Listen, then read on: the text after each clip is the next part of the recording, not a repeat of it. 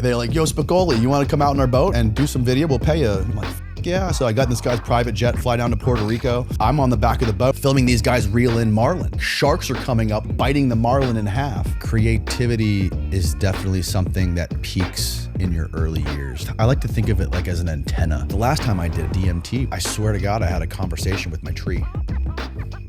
I was telepathically communicating with the tree in my backyard. This one show that I did was about this dude who owned a chain of pawn shops in the Caribbean. One of them went all the way to a green light meeting at Viacom, and the CEO of Viacom basically killed it. So that's when I made the decision, like, this, I'm gonna take all these show concepts I've been working on forever, and I'm gonna re-edit them for YouTube. The first show I uploaded was a real estate show that we created with this dude called Life for Sale. Every week we were uploading these episodes, and they were doing 500,000 views. What's the deal with aliens? Can you tell us if they exist or not? Well, I have the answers. I can tell you exactly what's going on. So we talking politics today or what? I think so. Okay, perfect. What's What do you know what's up with Gavin Newsom? What do you know about politics? We don't know anything. This is a political show, right? I think Gavin Newsom would be a dead ringer for a president if he was never in charge of California. Yeah, well, I mean, you know what I mean? Like if he was more underground than came up, I think he would have done better. Isn't he Nancy Pelosi's like nephew or something? I think so. Oh, wow. Yeah, I heard he was related to Nancy Pelosi. Now I think it's going to be harder for him to ever be the president. But what do you think? I mean, I don't know. I don't live here, but I mean, I heard that. I don't think anybody likes him. I heard that California is the #1 for Fortune 500 businesses, and you know the biggest tech companies are here. Mm-hmm. And how much money was it? Like $28 billion went to like the homeless. And they're not sure where it went, kind of thing. Yeah, it all went missing or something. Just went, and the homeless population increased. Yikes. Who is it? Maybe it was Elon Musk I was listening to was saying that they get $1,000 per homeless person or $1 million per homeless person. Damn. No, whoa, that's kind of wild. $1 million, like $998,000 or something per homeless person. Wow. Was like the funding math that they do. Well, I don't know if that's true. There's a lot of homeless people. That's wacky. Wow. We're all loaded up with That's why it's Kratom. 28 billion. Jesus. By the way, yeah, we're all loaded up with Kratom. You got some. Yeah, we got the Kratom. Yeah, White yeah. Rabbit going. We got the new brew. Got some new brew. And we got the White Rabbit. What's in I'm the hooked White on the Rabbit? White Rabbit, bro. Can I see that bottle? I'm quite White curious. This is the Rabbit. Larry Wheels shit. Yeah, it's just it's a nice amount of Kratom in there. I had someone when I went on your show. Oh yes, you did. I forgot about that.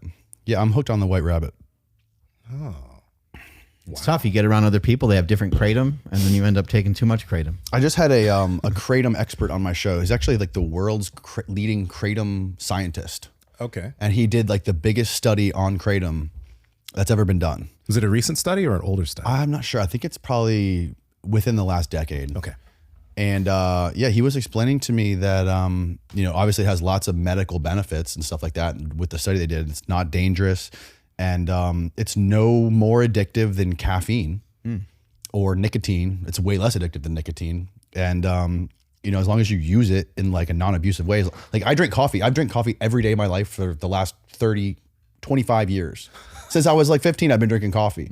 And I'm still healthy, I think. So yeah, I don't know. I'm just on a little Kratom kick right now. And I really like that. I really like the White Rabbit because it's not like caffeine. It's not like jittery. You don't feel like super overstimulated, you know, how you can if you drink too much espresso. Right. Yeah. It's more of like a calming, relaxed, focused energy. So I dig it. Yeah, you do have to be careful with Kratom though. There's different versions of it, and then you have to read the label and Like do that your own 708 research. shit. The 708 stuff can be very dangerous. This has 7-OH in it, but it's like less than 0.02%.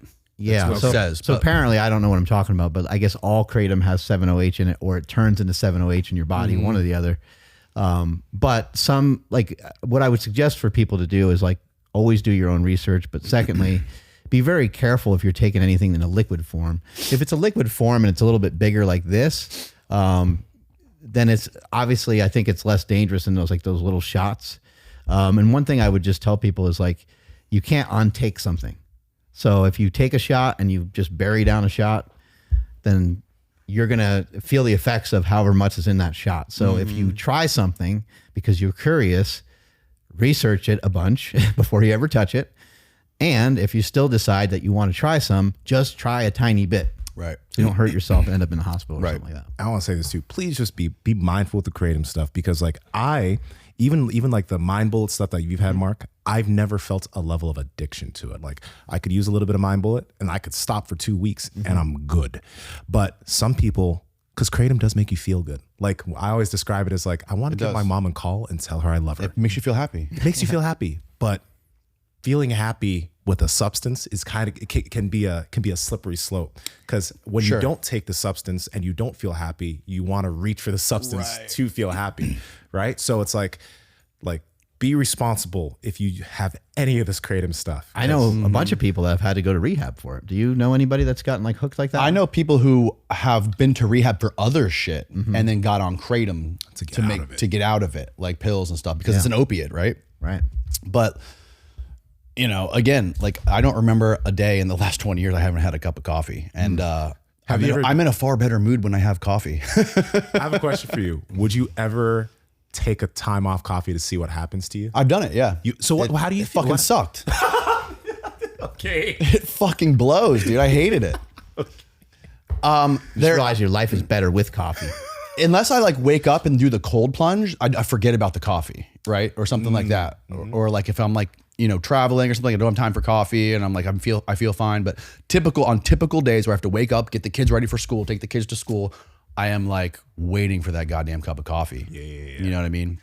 Within like the first hour when I wake up. You got 3 kids. That's a lot of kids. What are the ages? 6, 3, and 6 months. Wow. Yeah. Oh my God. One recently too. Yeah, one recently. Yeah. 6, 3, and 6 months. For some reason, I have an image of myself just driving right off a cliff. Yeah. When I think of those days. It's something. It's something. Do you feel like driving off a cliff? No, I don't feel like driving off a cliff. But sometimes I feel like I got hit by a Mack truck. Often I do. Do you want more? No, we're not doing it anymore. My wife got her tubes out. She wanted me to get a vasectomy, and I said, fuck that. I'm not going under the knife. Bitch, you get under the knife. And they took her tubes out. You said that to her? You looked her right in the eye and I told her, I said, I reserve the right to have kids with my second wife. I'm not getting a vasectomy. Just kidding. I don't believe you said that to your wife. She has a great sense of humor. She can take it. I think you'd be in a lot of trouble. That's good. But no, I'm really lucky because she is like the kind of mom that's always wanted to be a mom. And she absolutely like her life mission is to raise kids.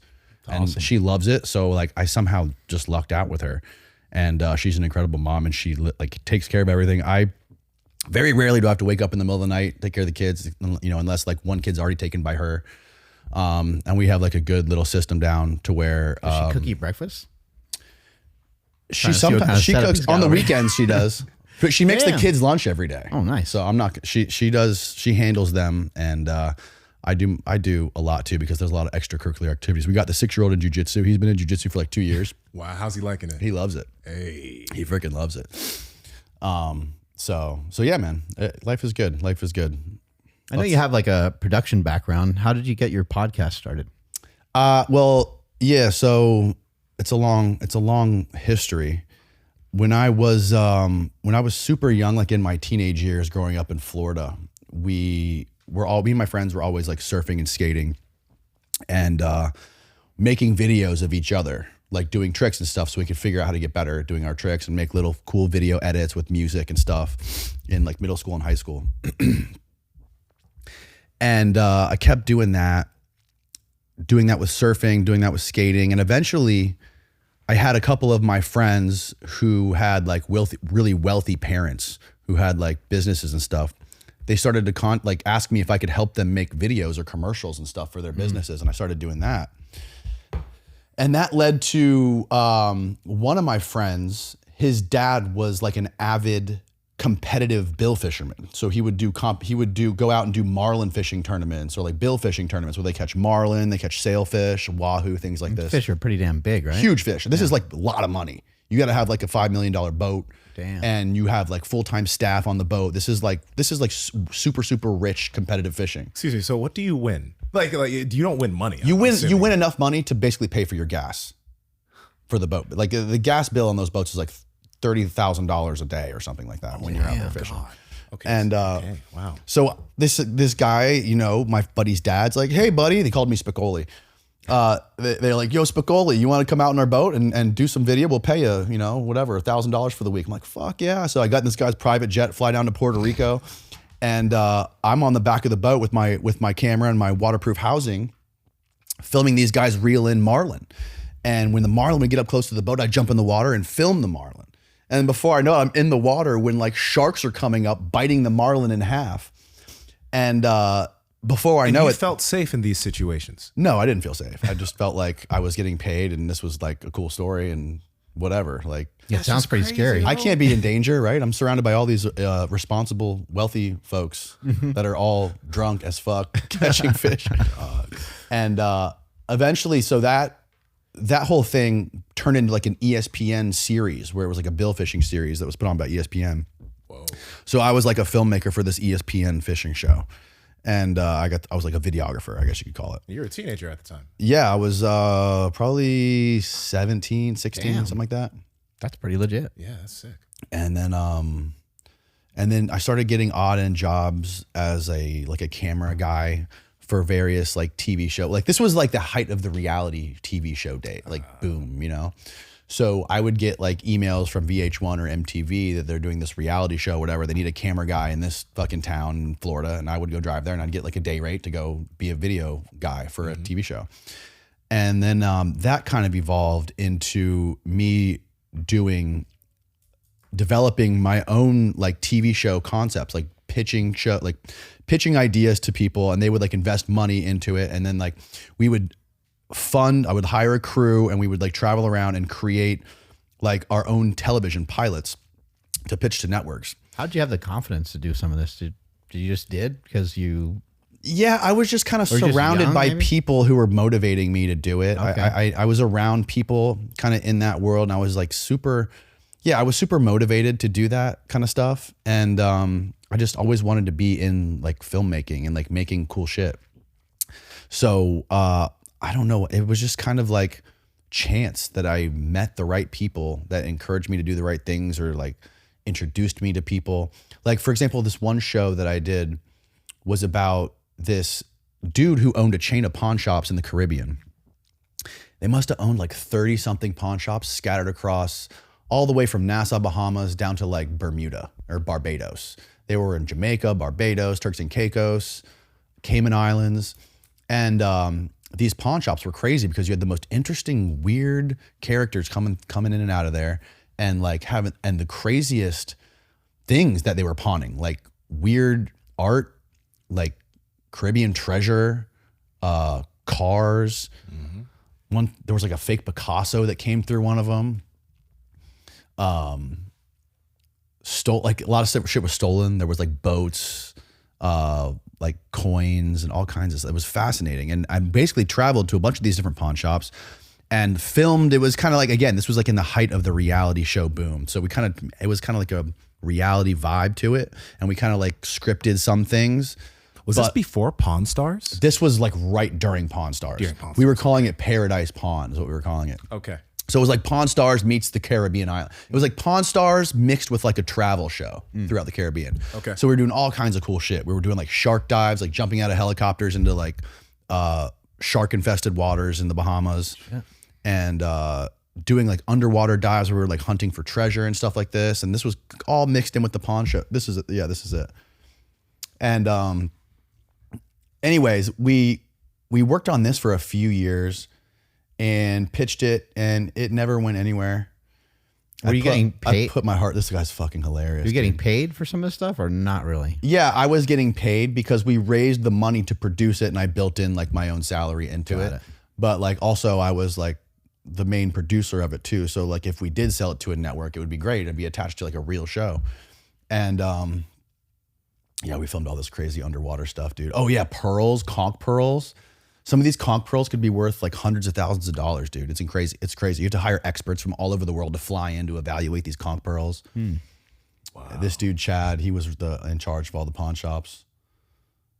And that was super fun. And I spent so much time on it. And I put like my blood, sweat, and tears into it. And it never went anywhere. And then I did a couple other shows like this that we pitched. And And one of them went to got all the way to a green light meeting at Viacom, and the CEO of Viacom basically killed it.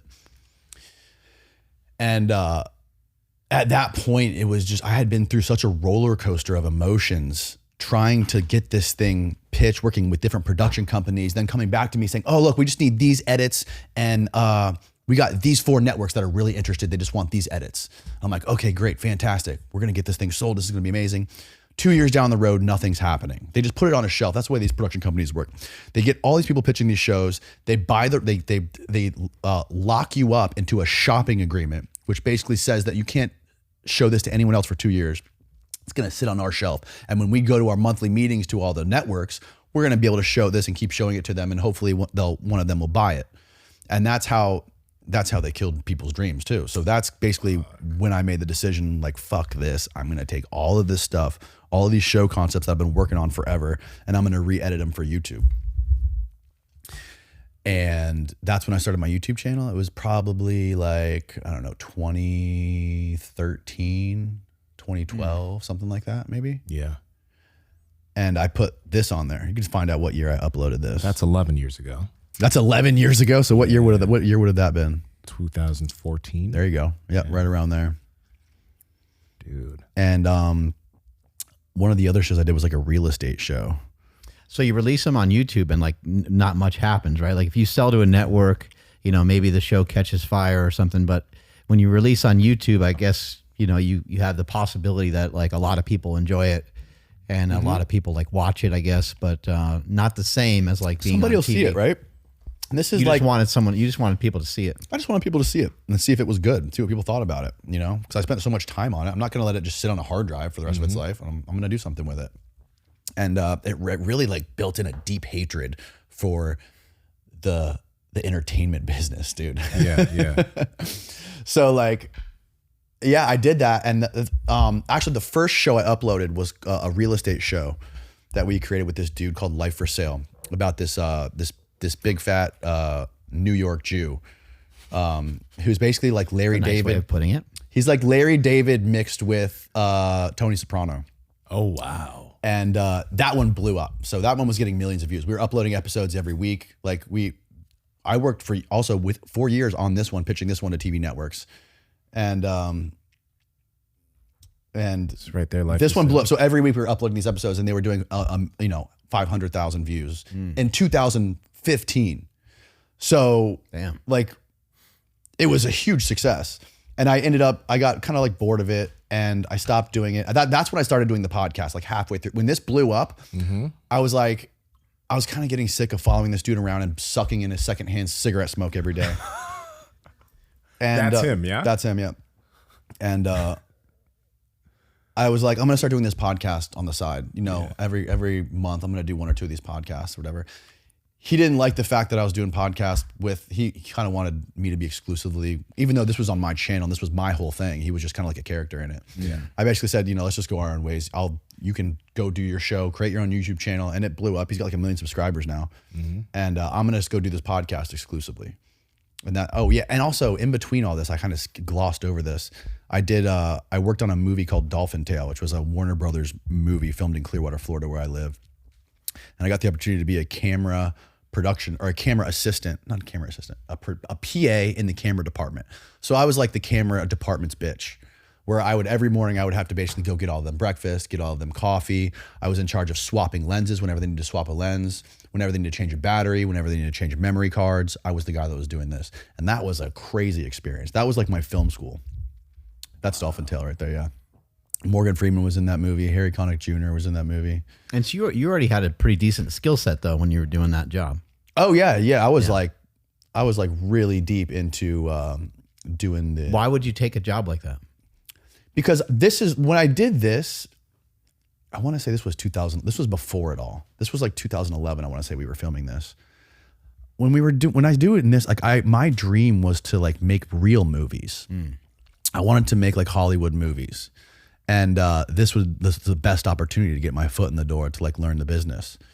And what I learned was this was the closest job I had ever had to working construction, because it's basically a construction site where there's there's the electricians, the camera guys, the sound guys, the producers, the director, and all these guys are working out of trucks. They're doing like hard manual labor. They're there the same time every day. There's no creativity involved in it at all.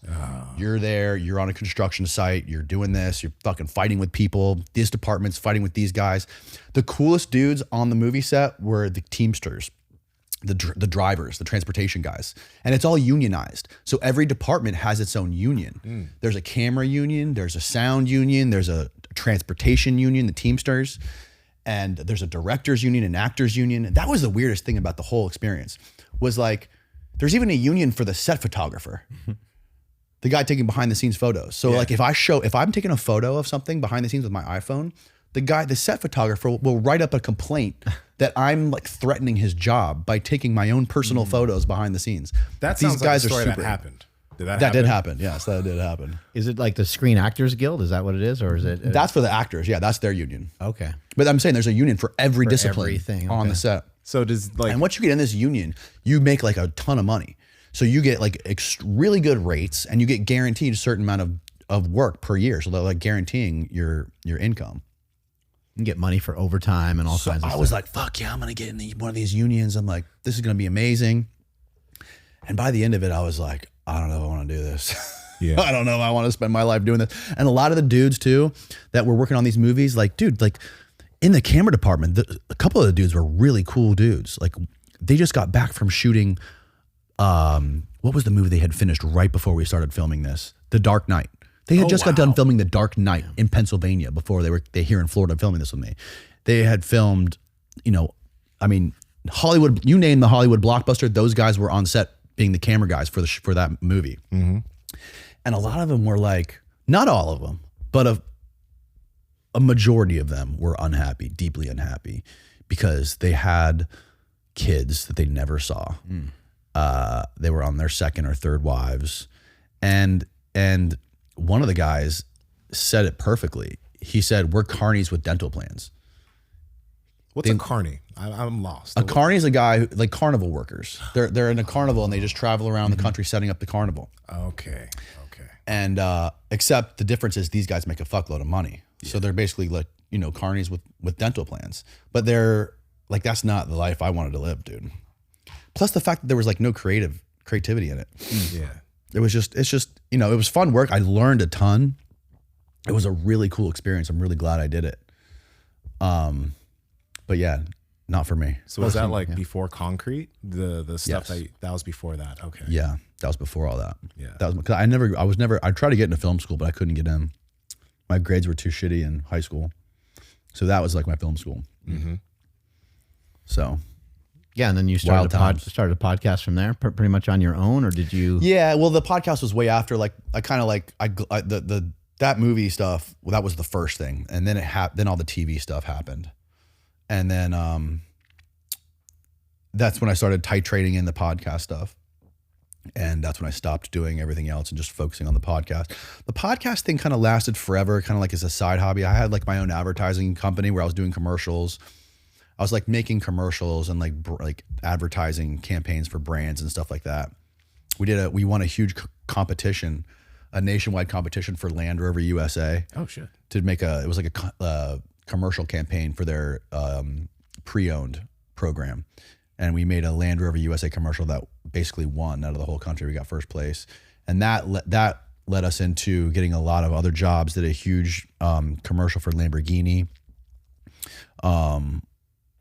It's escaping me all the companies we worked for now, but a lot of like big like international brands we did commercials for. Did that for a while, and then I was also doing the podcast and like doing 1 or 2 podcasts a month, not just do it for fun. Yeah. And eventually it just became like, okay, let's start doing these every week. And for the last 2.5 years, it's been just everything. You know what was really cool, and I didn't know this when we were talking in the gym. Like I knew you did some documentary stuff, right? Yeah. But you mentioned you were from Florida, and people know, just like everyone that even vaguely pays attention to Florida understands like the idea of Florida, man, because crazy shit goes on there. Mm-hmm. And then I was like, man, if somebody did like documentaries about people in Florida, like a soft white underbelly, and you're like, Yeah. I did that. Yeah. And then we went and looked at some of your videos, and like you those are some first off, that was Soft White Underbelly before Soft White Underbelly was on YouTube. I looked it up. Was it really? Yeah. There was like the Soft White Underbelly. It's called like, Deckhands. Yeah. And it's just like, what are some, if maybe you can explain some of just the crazy shit that you've been able to like make pieces about from Florida. Deckhands is the one I'm most proud of. Yeah. That's the one I'm most stoked about because it pissed the most people off. And it got, I think some of those episodes have like a few million views. Mm-hmm. But the story of Deckhands was there's this little sleepy town called Madeira Beach, a little fishing town that's literally 5 minutes from my house. And I've been driving through Madeira Beach my entire life because I was born and raised in Florida. And I never thought to like stop and walk around some of like the shitty little dive bars and like talk to people, you know? And one day we did. We just like started talking to these like, because there's always these like weird, crazy dudes like wearing crazy outfits and running around like shoeless and shirtless. Mm-hmm. And they were always there. We never knew like who they were or what they did. So one day, me and my buddy, we took our cameras. Let's go talk to these people and see what's up. And we did that. And the first episode was that moment we did that. The first episode, we met this guy named Shane Lee, who was wearing no shirt. He was wearing these fairy wings on his shoulders, and he had a Confederate flag visor on his head. Sounds like I'd be best friends with this guy. And it was insane. He lived on a boat in an abandoned marina 2 minutes away from the bar we met him at. Yeah, that's it right there. It's called the Gates of Hell. It's also fitting that the state road that this beach is on is State Road 666. Oh shit! Look at his visor. He's actually he's dead now, but he was actually, once you get to know him, a very sweet guy. Misunderstood. Yeah.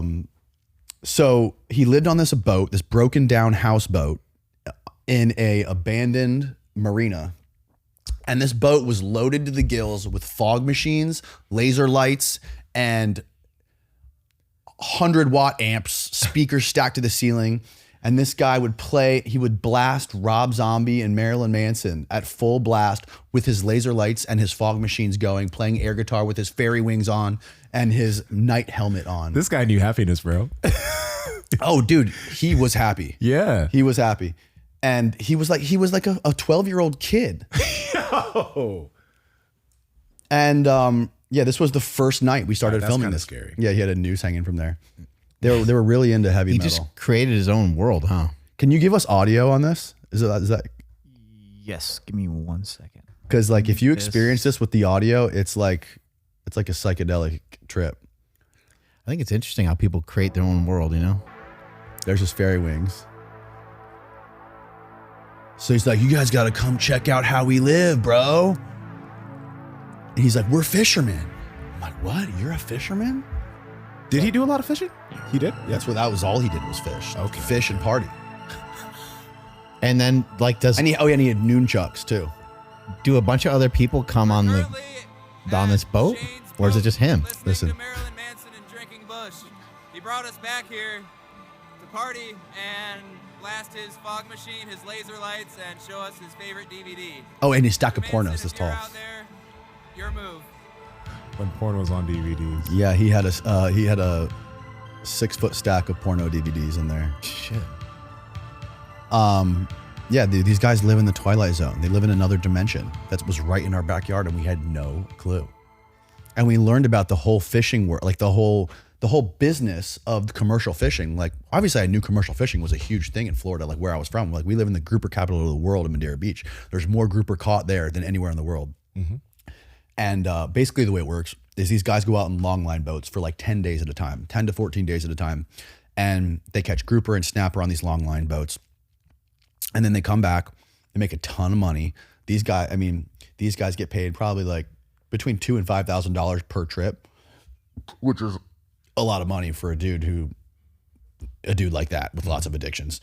And they basically blow it all on drugs and prostitutes, and they quickly run out of money. Yeah. And then they have to go back out fishing again. So they go knocking on the doors of every fish house saying, please let me go fish, please let me go fish. When they go offshore again to fish, they now have to CHAB, because they're like detoxing off all the drugs they've been on because they're out of drugs, and they're rehabbing at sea and getting sober because they're offshore for like 2 weeks and they have no drugs. Wow. And they come home and they just rinse and repeat every single time.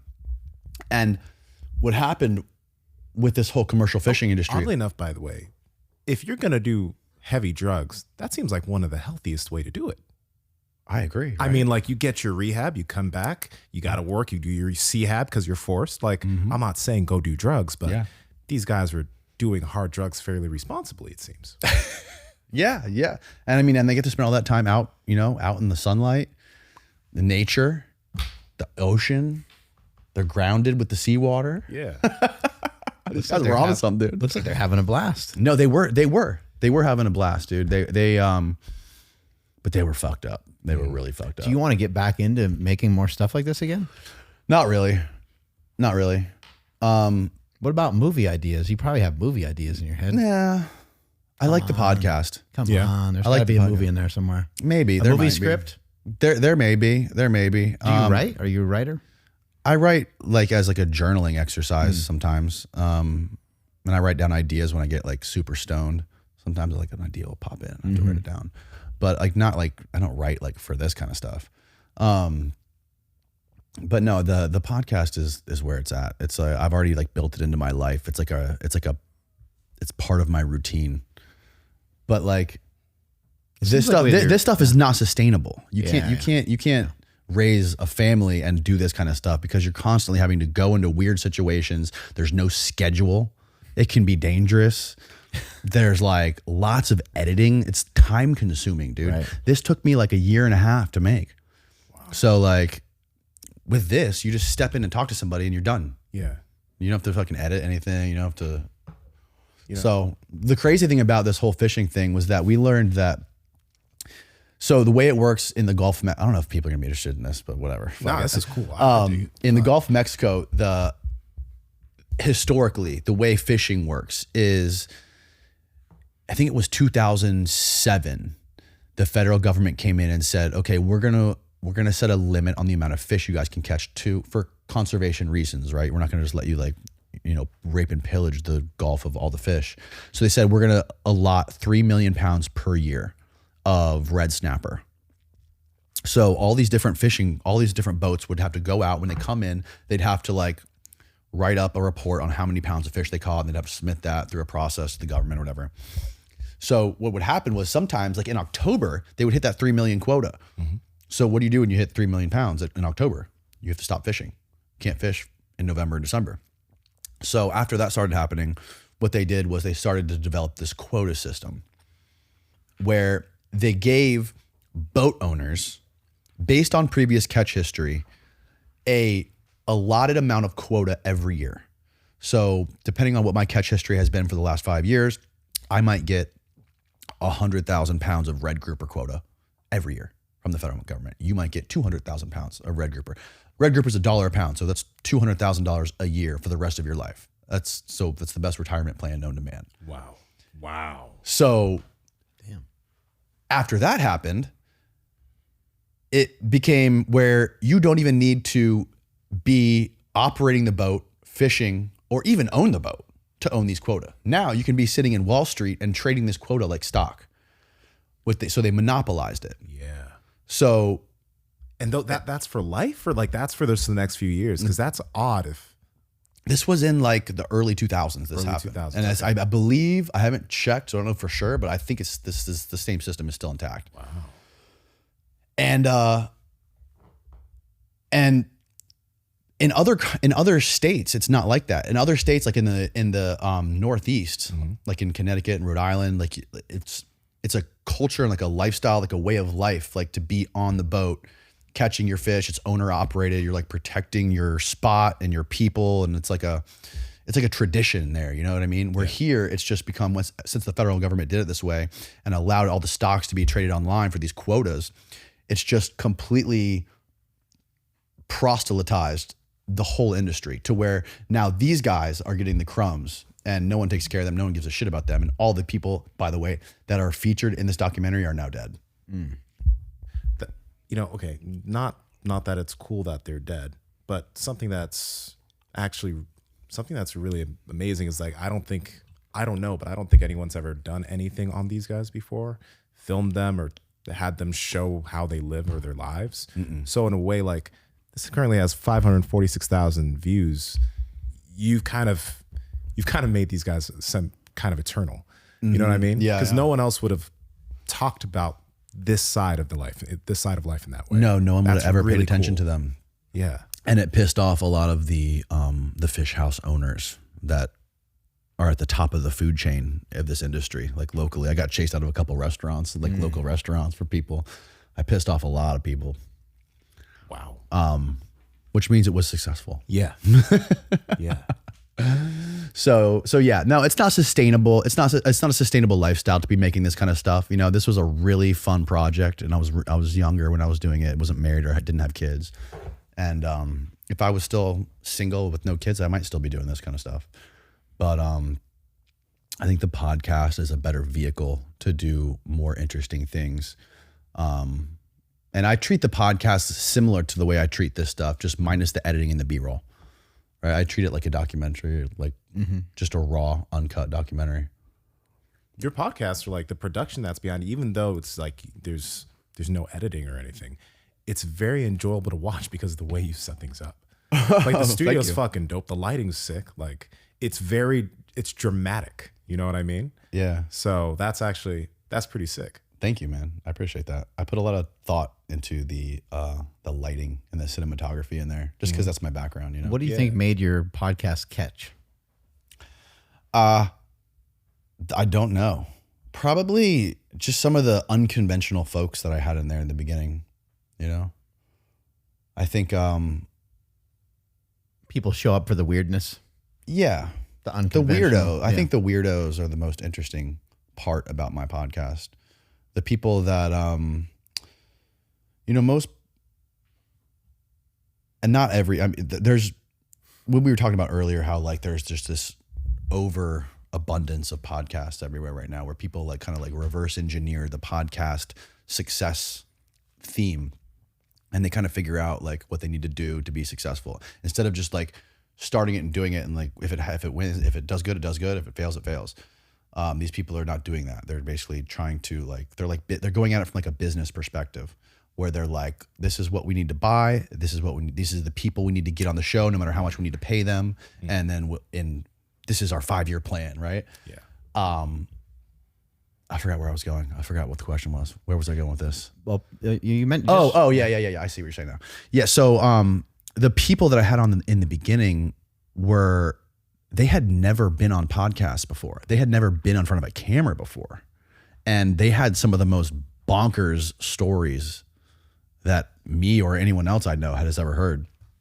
So like, We've I think we've had a lot of guests that are like that as well. And Yeah. and sometimes when we've had guests like that, sometimes it hasn't gone very well, but when it goes well, it seems to go great. yes. Because some people are like a little shy to kind of reveal their story or share information. We've had a few people that are like, they're some of the best in the world at what they do. But then sometimes asking them questions and trying to get information from them is very difficult. And then they don't have like an entertainment value to them. Sure. What they're saying is like, Especially in your guys's. sometimes it's kind of dry. Sometimes it's kind of, but it still is awesome. Like the information is still great and the audience gets something from it, but it's nice when somebody is like entertaining, almost like those guys you were filming on the boat. Yeah. Definitely. There's definitely a game to be played there. You can tell when a certain podcast is going to hit and another one is not. Even if the information is great, the person could be super dull and not have charisma or like a good voice, and it won't do well. You did mention about like paying people to be on the show. I think that's really interesting because I've heard both sides. I've heard of people paying to get on shows, which I think is like wild. Yeah. But that's like a very new thing. weird. And then also people paying people to come on their show, which Yes. some of that makes sense to me. Like I think like, like years ago, if you were on like Johnny Carson or something like that, you would get like a donation, I think. But I Yeah. don't think you got a lot of money, but it was like they would just, Yeah. maybe it's covering like a flight or something like that. Some of that makes sense sometimes, I think. But Well, it's an exchange of value, right? Right. For podcasts. So that's why it makes sense for podcasters and people that are selling shit, right? Like books and whatever it is, because you're going to get exposure for that. But I've paid for a couple of podcasts before, and these are for people that were like in their 90s who would get no benefit from going on my podcast. These people had spent their whole lives doing certain things, whatever, and he's like sitting in his house with his wife, you know, at the age of 90. And he's like, why am I going to fly across the country to do your what is YouTube again? So I'm like, listen, bro, I'll give you whatever. What do you want? I'll pay you to come on my show because I think people would really benefit from hearing your story or hearing what you got to say. So it's worth it in those. Did in those either one of you guys see Bill Murray on Joe Rogan? No. I didn't. I saw a long time ago. It wasn't that long ago. It was amazing. Really? He had no idea about anything about Joe Rogan or or YouTube. I did see this. Because he started talking. He was like way over here. And Joe's like, hey, that was great, but no one can hear you. He's like, well, I don't know how this works. And Joe's like, well, the mic, you got to speak into the microphone. Yeah. And Joe's like, look over there. There's a TV screen. He goes, oh, shit, that's us on there.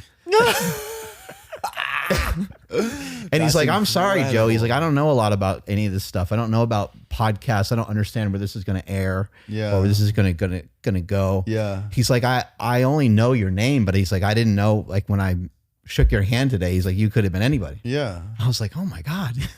Isn't that who Joe Rogan is? It's so interesting because those dudes' lives are podcasts. Right. And that's what I like when I went to Austin. That was one of the things that really blew me away is like these guys, they spend their lives in green rooms. And like doing a podcast is just like that's like going to get a coffee at Starbucks for us. Right. Yeah. It's just like a speed bump in their day. It's like they don't give a shit about the podcast. They give a shit about like being surrounded by these people who are like thinking about different things and looking at things from new angles and working on comedy routines and standing in front of all these people at this comedy store, comedy club, whatever it is. The podcast, I feel like, is just exercise for them to do that kind of stuff. And they're constantly surrounded, that group, right, that he's around and the comedians and those people, that's their lives. And I don't think the podcast is their primary focus. I think that's more of like an exercise for them for the comedy shit, you know? And especially somebody like Bill Murray, who's a legend. Yeah. You know, we talked about this a little bit in the gym, but first off, the before the podcast, looks like you are already getting a lot of experiences from different people. But doing that podcast kind of forces you to hear different ideas from different people, and you have people from all different realms because we have different health people, right? So we hear one person say one thing's bad, we hear one person say that thing that was bad is good, and it's conflicting, but it helps us shape the perspective and the way we do things. Where like it shapes some of our actions, right? So for you, with all of the different people that you've spoken to, I guess, what are some things that like you've changed in the way you personally live? Because I mean, you've had health people on, you've had conspiracy people on, you've had alien people on, right? What have you changed in the way you go about life? Yeah, the thing with the podcast is like sometimes I'll have somebody come on who really blows my mind. Yeah. And I'll just be like, fuck. Like thinking about that for weeks afterwards. Like, wow, this is like game-changing stuff. You know, like this person, like this is going to change my life forever. Like everyone should be doing this. And I'll talk about it to everybody. And then I'll have somebody else on that like will calmly, systematically dismantle everything that person said. Do you have an example of that? I don't want to give an example. I don't want to call people out. And I'm like, wow. I'm so gullible. Some people have compelling information. And they can communicate it so well too. Yeah. Yeah. You know, that's the one thing. That's something I've learned that I've gotten a better bullshit detector. That's good. But when it comes to like something that I've actually taken that I think has really improved my life, like I was telling you, I think it's the waking up in the morning and watching the sunrise every single day. That's really changed my energy levels more than other than the steroids. The roids. No, I'm just kidding. But maybe not. Waking up and watching the sunrise in the morning, like it sounded so like woo-woo, like esoteric, goofy bullshit. But it really does something, and I don't know if it's placebo. It may be, it may not be, but it's the one thing that really moves the needle for me more than anything is watching the sunrise every morning. And One thing I love about like all this stuff is like we forget there's like people that have shit to do, that have like real jobs and stuff. Yeah. And you were mentioning earlier about like, oh, I wish I can go to jiu-jitsu at like noon because that's when the best classes are. And I'm thinking there's so many people that can't go to those classes because they have a real job. And a lot of my friends, they don't have an opportunity to necessarily see the sun the same way that we do or the same way that some of us might. Yeah. Some people literally have to like drive to try to go see the sun, or they have to go way out of their way to be in a spot to see the sun in the morning. Mm-hmm. Other people, can be more fortunate, just kind of like walk in their backyard and be like, oh, there's the sun. Mm-hmm. But I got some friends that are like, they're heading to work at like 5 a.m. and it's like pitch black still. Like you said, when you landed last night, it was pretty dark and it was like 6 o'clock or whatever, right? It's 5:30. It was pitch dark and raining. Like, fuck. We were coming down through the clouds, dude. We came down through like, it felt like 5 miles of clouds we had to go through. Like that's how thick it was. And it's not like there's no clouds in Florida right now. It's bizarre.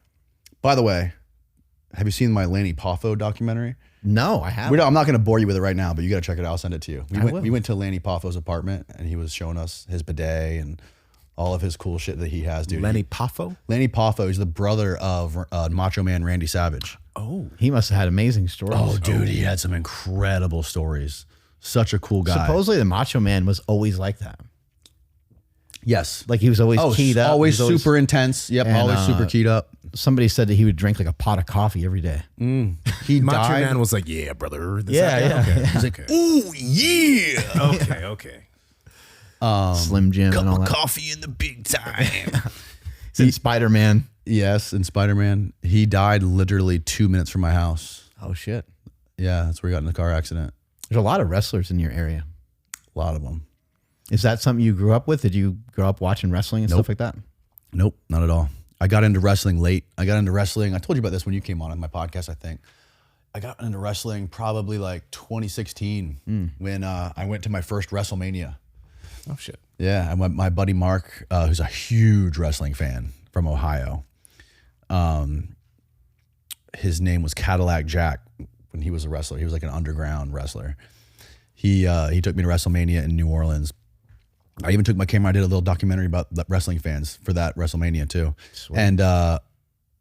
And dude, going there like turned me into a wrestling fan. I like actually appreciated it. Like I always thought it was just like weirdos who believed the stuff was real, But then I realized, no, that's not it at all. No, they're playing along with it. Yeah, this is it, dude. This guy was amazing. They're like super duper fans. They are the most hardcore fans of anything on earth. Like take any Steelers fan and put them on steroids, and that's what these people are. He's got the Hulk Hogan belt underneath his, and they know it's fake. They're just pretty it's just good tricep there. Gotta admit. Yeah, nice. Yeah, I like that tricep.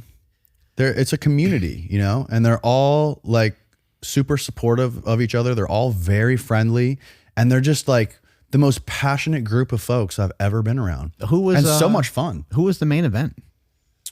I think it was Undertaker and John Cena, I want to say. Oh shit. But that moment, dude, when the Undertaker came out, just sent chills through my spine. Gave me nightmares as a kid. Don't really? Yeah.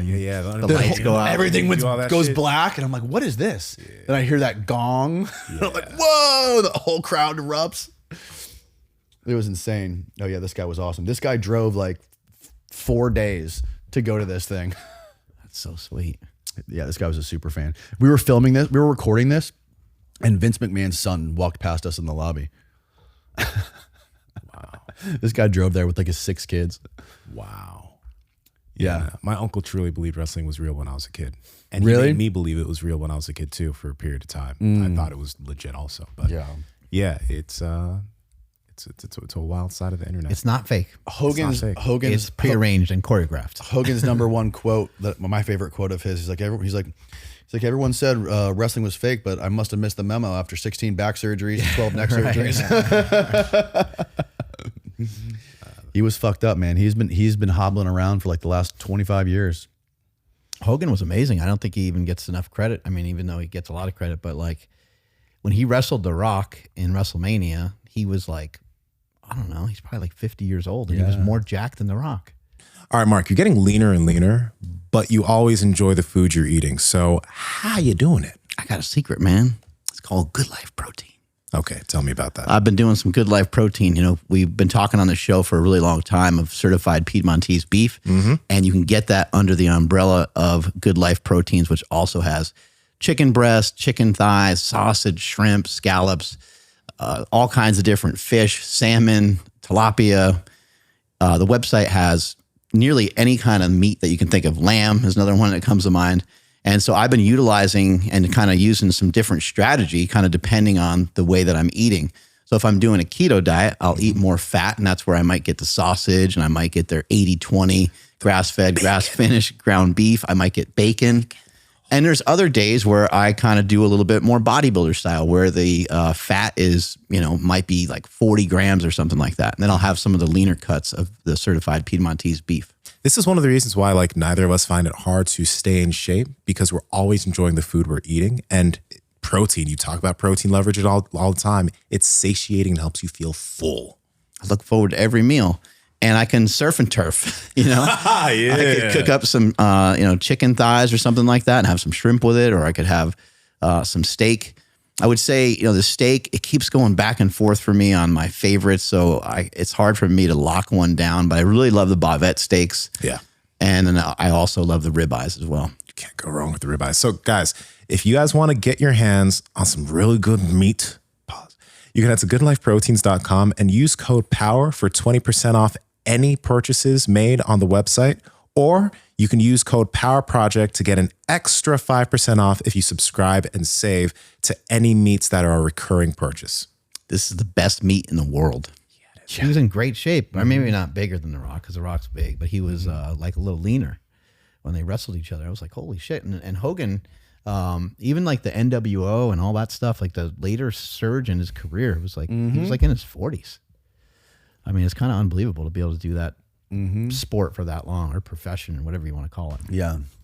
Yeah, it's super impressive, man. I told you I got to spend a lot of time with him. I used to shoot a bunch of commercials with him and stuff like that. And he partnered up with this dude to create this bar restaurant in Tampa called Hogan's Beach. And I was in charge of doing all the commercials for it. So I was like coming up with the craziest ideas for these. They'd be like, yo, Danny, we want a commercial for our New Year's Eve party. Here's the information we want you to include in this. $12 all you can eat hot dogs. Buy one, get one Coors Light. It's like all of these like stupid things I have to put in there. And we would do the most ridiculous thing. We put Jimmy Hart in a tutu and have him like swirling glow sticks on a bed with like pasties on his nipples. And like some girl twerking in the background, and they let us do this. This was run on like the cable TV channels in Tampa, Florida. Sounds like some jackass shit. Basically, like the show, yeah.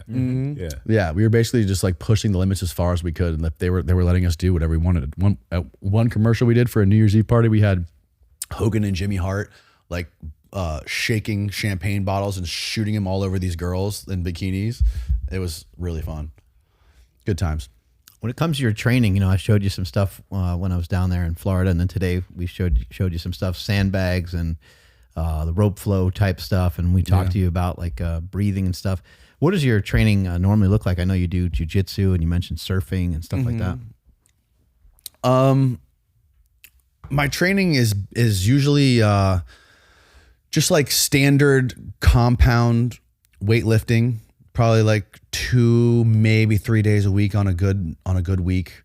1 day a week of jujitsu if I can make it. The last couple of months have been tough because we're moving and all that stuff. So the jujitsu stuff's kind of been on the back burner, and the surfing as well is on the back burner because life gets in the way. But whenever there's surf close on the East Coast or near me on the Gulf Coast, I'll usually take the day off and go do that, or I like to go on surf trips. Usually if I ever have to get on a plane, it's usually not unless there's going to be like good surf on the other side of that plane trip. But yeah, no, like typically I use the podcast as an excuse to work out. Like I've built that into my system to where like I'll take the whole morning to work out. I do cardio. Usually what I do is I'll do like 20 minutes on the Rogue bike. I'll hit the cold plunge, and I'll do like a kettlebell workout in my backyard. And then I'll go do a podcast. But like if it's an off day, I'll just like go to I'll go to the gym and do like, you know, the squats, the deadlifts, the bench press and all that. All the same stuff that like Dom does, you know, the big compound stuff. But I really want to get into more of this flow stuff, this like movement based workout stuff that we did today. I think that stuff's far superior, especially if you're going to be doing surfing and jiu-jitsu and stuff like that. Yeah. Which is really cool. I think that stuff was amazing that we were doing today. Yeah. I feel great. Fun. Let me ask you this. How about, because you mentioned that you once did a 7 or a 10-day fast and then some activity. Yeah. So kind of what's been your experience with some of that fasting stuff? And maybe you can like tell people about that fast you were telling us about. Yeah. I watched Kelly Slater on Joe Rogan's podcast like 10 years ago or something like that. Yeah. And he was talking about it. Kelly Slater was like, yeah, I did this 10-day fast and it got rid of all this mucoid plaque in my intestines. And he's like, I was pooping out this black stuff. So he was explaining this mucoid plaque is like a plaque that lines your large intestine and your colon after a lifetime of just eating stuff, right? So like somehow your intestines can't absorb the nutrients anymore. And once you do this fast, it expels all that. And then Newborn babies poop black too, by the way. They do. You're Yeah. right. That's It's interesting. pitch black. It's weird. It's only for like a little bit. It's like for a couple days. Yeah. And then it goes away. And then it turns into like mustard seeds. Yeah. I think it's gnarly. So I tried it and I did that lemonade. It was lemonade mixed with maple syrup where you drink that every day, like a liter of that every day or something like that. And you don't eat anything. And on the first 2 days were hell. The first probably 3 days were hell. Day 4, I wasn't even thinking about food anymore. I was just feeling fantastic. Day 5, same thing. Day 5 or 6, I think I went to the gym and usually like one set of pull-ups, I'll do like 12 to 15 pull-ups for one rep. And I did like 50 fucking pull-ups and I was like, I just kept going. And I was like, I don't know how I'm doing this, but it felt great. Like I didn't feel exhausted. I didn't feel like I was getting burned out. And I was like, okay, that's cool. The next day, me and my buddies were playing full court basketball down at the beach. And I usually can't play full court basketball for 10 minutes without having to stop and like go, and we played for an hour and I didn't feel any of that. None of the side stitch that you get, like no exhaustion. I was able to play like, it was incredible. It was like, I felt like a feather. I felt like I wasn't burning. I wasn't exhausting myself. I felt like I was just like flowing and I don't know, some weird stuff was happening. Maybe, Any idea, maybe like you can if you're explain it better than I can? If your body weight was a lot less or something like that? I have no idea, dude. I'd imagine there'd be I wasn't like paying attention some- to anything like that. I was just thought I heard something on a podcast and just copied it. This is before like I knew anything Just going about for it. anything. I didn't know what ketosis was. I didn't know about any of this stuff, but it felt amazing. And yeah, no, it probably had something to do with like being in ketosis, right? I'm sure that had something to do with it. I don't know. Maybe I should do it again. Do you fast here and there? No, not anymore. I used to do intermittent fasting for a few years where I would like not eat breakfast and start eating at lunch. But now what I've been doing, which I feel a lot better when I do it, is I eat a huge breakfast Okay. and I skip lunch. And then I'll eat dinner like around 5 or 6 or something like that. But for some reason for me, I feel way better when I eat a large breakfast like early in the morning and then I skip lunch. I heard that it's because the circadian, I don't know if this is true, but I heard that it's because when your circadian rhythm during noon is at its slowest and your metabolism is running at its slowest at like high noon. And in the morning it's running more rampant. So it's easier to like burn through the calories and all that stuff and burn through the food and the glucose, whatever it is. If that's true or not, I don't know. It seems to work for me. A good thing though is that you found a pattern that works well for you. You know what I mean? But I think that's also the cool thing about trying a few different things, because like you've done some fasting. So even if you implemented it later to try to see, okay, could some of this work? Like you have that as a tool. You know, you're not necessarily stuck on a strict diet. And when it comes to this health stuff, you've noticed it too.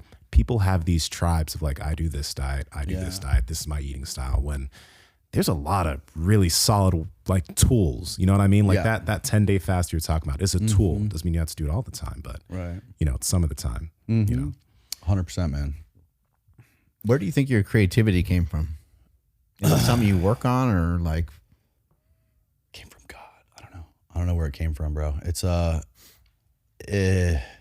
was your mom or dad creative, or no. My mom's creative. My mom, like I said, my mom was a fine arts major. She teaches fine art, and my dad was a mailman, retired. Now he's a retired mailman. So I don't know. Maybe like running around with my mom when she was young to like different art studios and like watching her do that stuff. I don't know. I felt like I've always had like something in me that just wanted to like create stuff.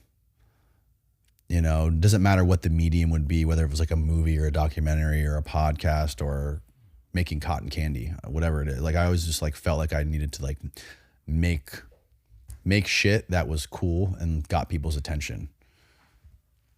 So I don't like, as far as where it came from, I don't know. I do feel like though creativity is definitely something that peaks in your early years. What do you mean by that? I think that like when the weight of responsibility and the everyday drudge of like work and routine and repetition sets in, something happens where that creative spark, like it's like I like to think of it like as an antenna that atrophies. Like when you're really young, I feel like you have a strong connection to whatever that creative muse or creative radio signal is. it's good not to understand too much about the world if Yes. you're going to make and create stuff. Totally. I kind of agree. Totally. And I think once you get older, you also become, most people, unless you actively work at it, you become less curious. That's it. There, thank you. Keep going. I'm curious. Yeah. And I think they go hand in hand, right?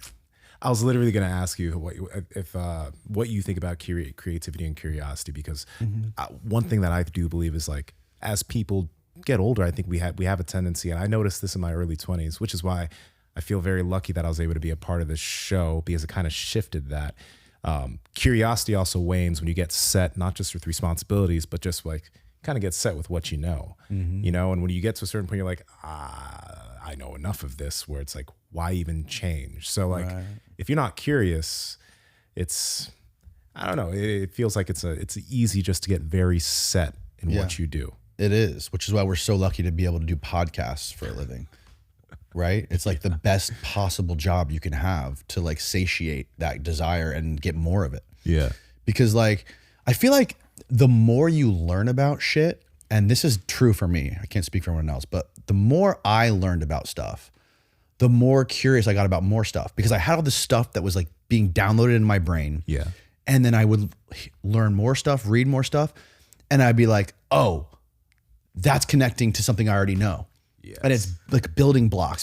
So like the more stuff that you have in your mind to make those connections, the more you're going to be interested in other stuff, because it already kind of makes sense. It already kind of fits into this puzzle that you're already making in your head. You know what I mean? Mm-hmm.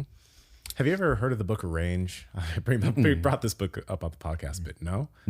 I forgot. Ryan, could you look at the author? Because my fucking computer's dead. But Range, pretty much it's a book that talks about different athletes and how some of the greatest athletes weren't great primarily because they did that one sport, but they were able to become great because they had a bunch of different experiences doing things. And not even just athletes. It goes into people like it just goes into different even professionals or high level people that had a bunch of different experiences that they could pull from that helped them become very good in that lane of things that they did.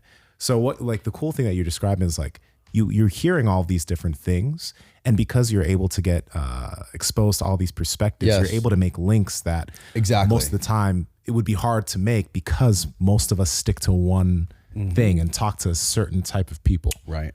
Yeah. Like when I was a kid, I didn't, until I was in my mid 20s, I didn't know jack shit about the world. I didn't know, like some people, like these people nowadays, it blows my mind how there's 16-year-old, 20-year-olds, 21-year-olds on YouTube making a living off political commentary. Yeah. Like I couldn't tell you the names of 2 presidents when I was 19 years old. I didn't give a shit, didn't care, never thought I would care. until like you start to learn some stuff, right? Like when you have no knowledge of anything, nothing, you don't care about anything. You just care about doing what makes you happy. Yeah. For me, it was skateboarding, surfing, running around, causing chaos. But like once you build that foundation and you make those links, I think it becomes more fun, There's a lot of creativity in surfing and in skateboarding, wouldn't you say?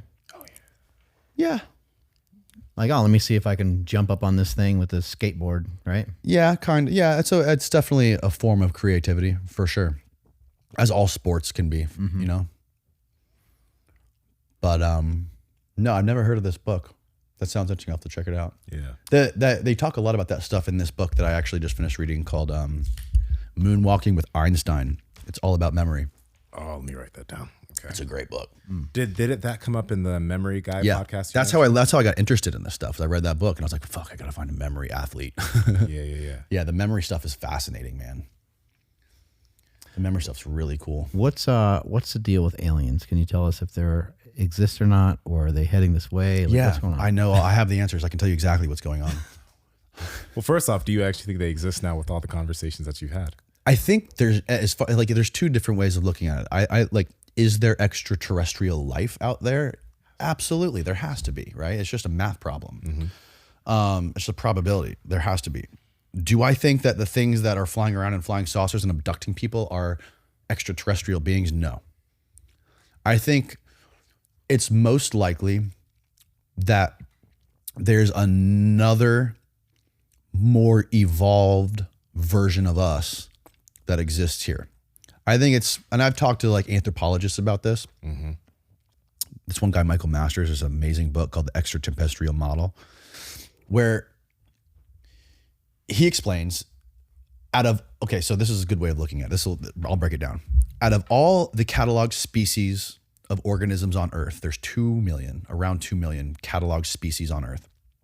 Out of the 2 million, 20 are hominids. Out of the 20 hominids, we're the only one that was able to figure out technology to escape the planet. So we're 0.0001% of the species on this planet that's in a Goldilocks zone that's perfectly habitable for life.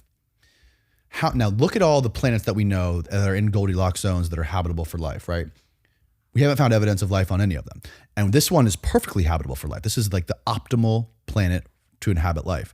And we are only 0.001% of the life on this earth. So what are the chances that a being is going to evolve on one of these other planets that have different gravity? They all have different atmospheric pressures in their atmosphere. The general composition of the molecules on that planet are different than this. It's way different. So the chances of them evolving to be upright bipedal hominids with brains that sit directly on top of their heads and eyes that point forward is going to be almost impossible. And this is just what this anthropologist explained to me. Just because we're so rare here, for them to look like that, no, it doesn't make sense. What he did explain was there's this phenomena in evolution called pedomorphism. And if you Google it, there's some good images on Google that explains it to you. The idea of pedomorphism is that if you look at hominids, their offspring, the young apes, they look more like humans than the mature apes because they have a more direct, like a straight up posture. They're not hunched forward. The shapes of their heads are more human-like, more bulbous. And so the adolescent chimps or apes, they look more like the more evolved us, right? They look more like fully adult human beings. So if you extrapolate that out into the future, he believes that the toddlers of today are going to look like the fully grown adults of the future. Like 100,000, 200,000, maybe a million years from now.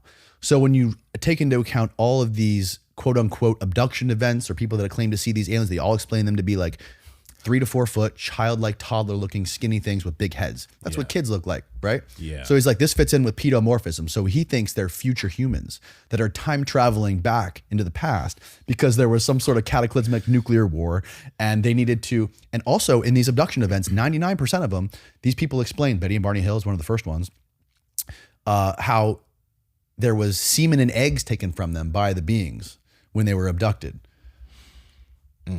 Vast majority of them, they say this. And they've been examined by Harvard psychologists, and you know, they're not like all colluding in this whole thing. They all have their own unique stories. So he's like, okay, if you want to take that seriously and taking my theory of evolution, or not, it's not a theory, it's a fact. Pedomorphism is real. And if you extrapolate us into the future, we're going to look like these beings. And if there was some, and this is his hypothesis, right? If there was some sort of like cosmic cataclysm on Earth and a comet hit the Earth and wiped out the population, or if there was like a nuclear war or something and wiped out a large swath of humanity, he was like, and they would have their genome would get bottlenecked, right? Because there'd only be a few humans. There'd be inbreeding and things like this. So they would, to diversify their genome, they would want to go back into the past to get a more diverse array of the human genome so they can interbreed with them and repopulate the planet.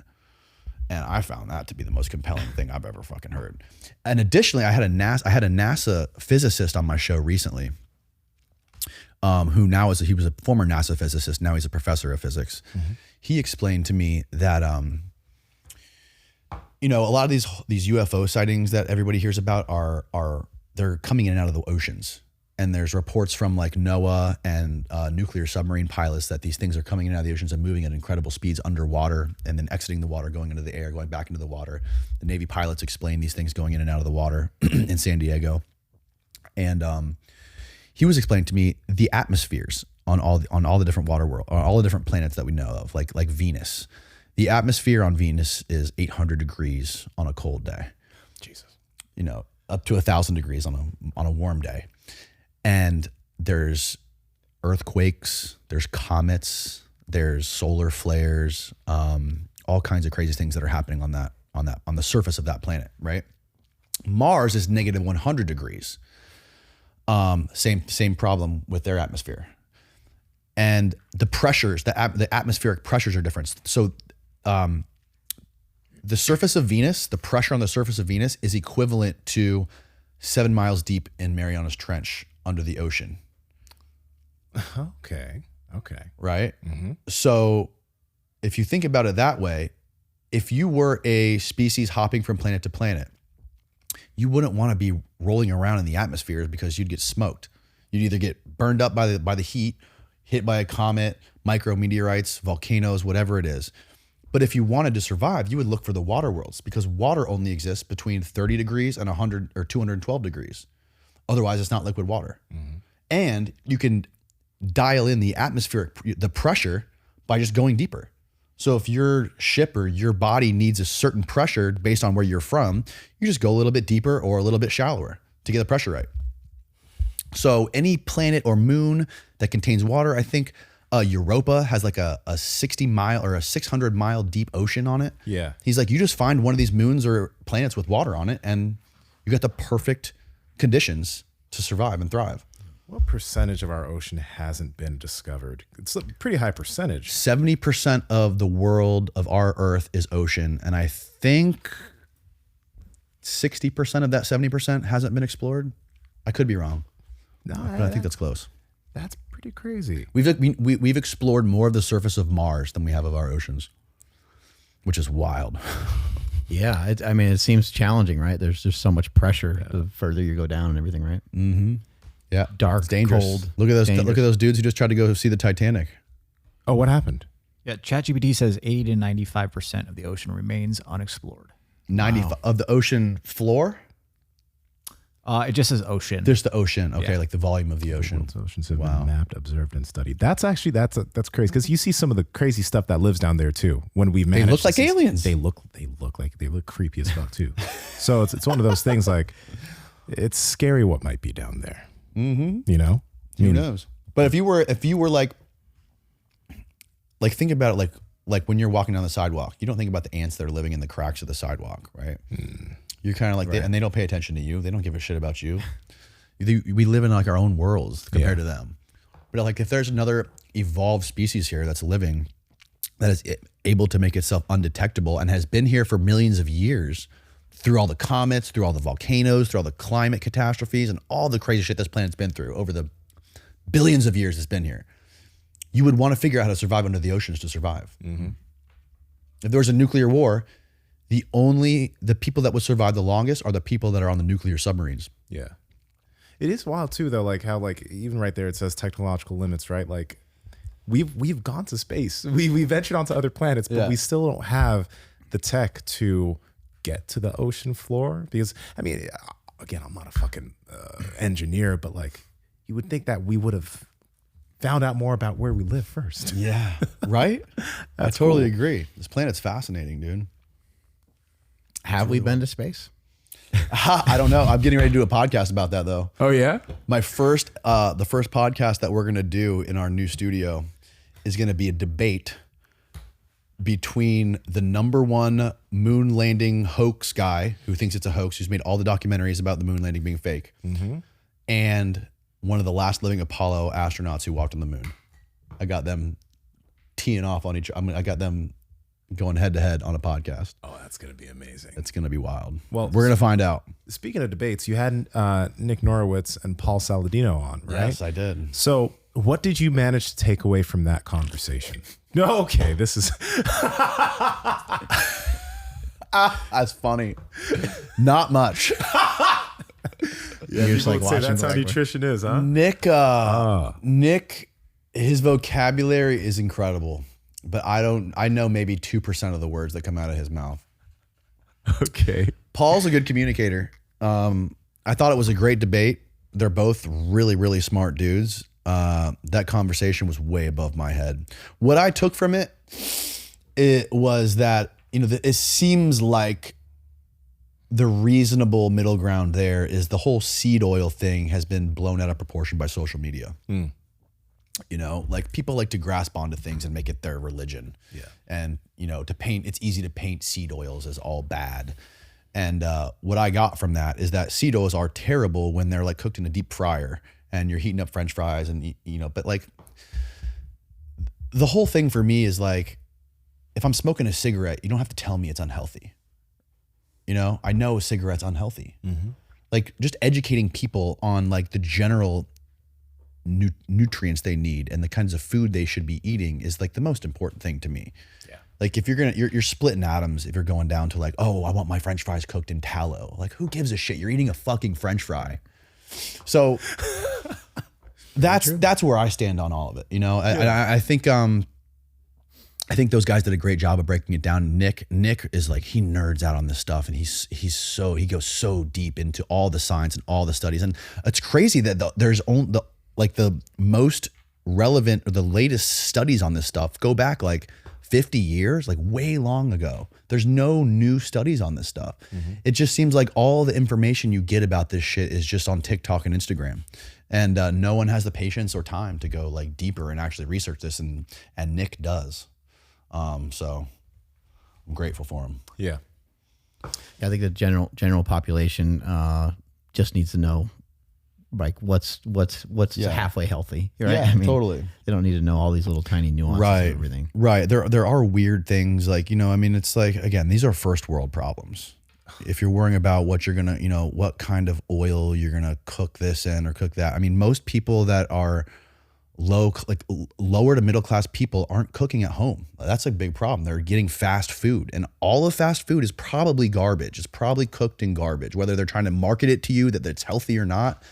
It's like, it's a deeper problem than like, what fucking, suburban mom making $250,000 a year wants to like virtue signal to all her mom friends what kind of tallow she's cooking her food in. That's what it's become, Yeah. It's just so goofy to me, the whole thing. Your interview with those two guys about the moon, is that something that you did already or you're about to do it? I'm about to do it. Coming up soon. What are your own thoughts? I don't know. I don't know. I'm not convinced we went. I'll put it that way. Oh, really? I'm not convinced we didn't go. And I'm not convinced we went. I don't know. But both of these guys are on polar opposite sides, obviously. One of them has claimed his whole life that he went to the moon.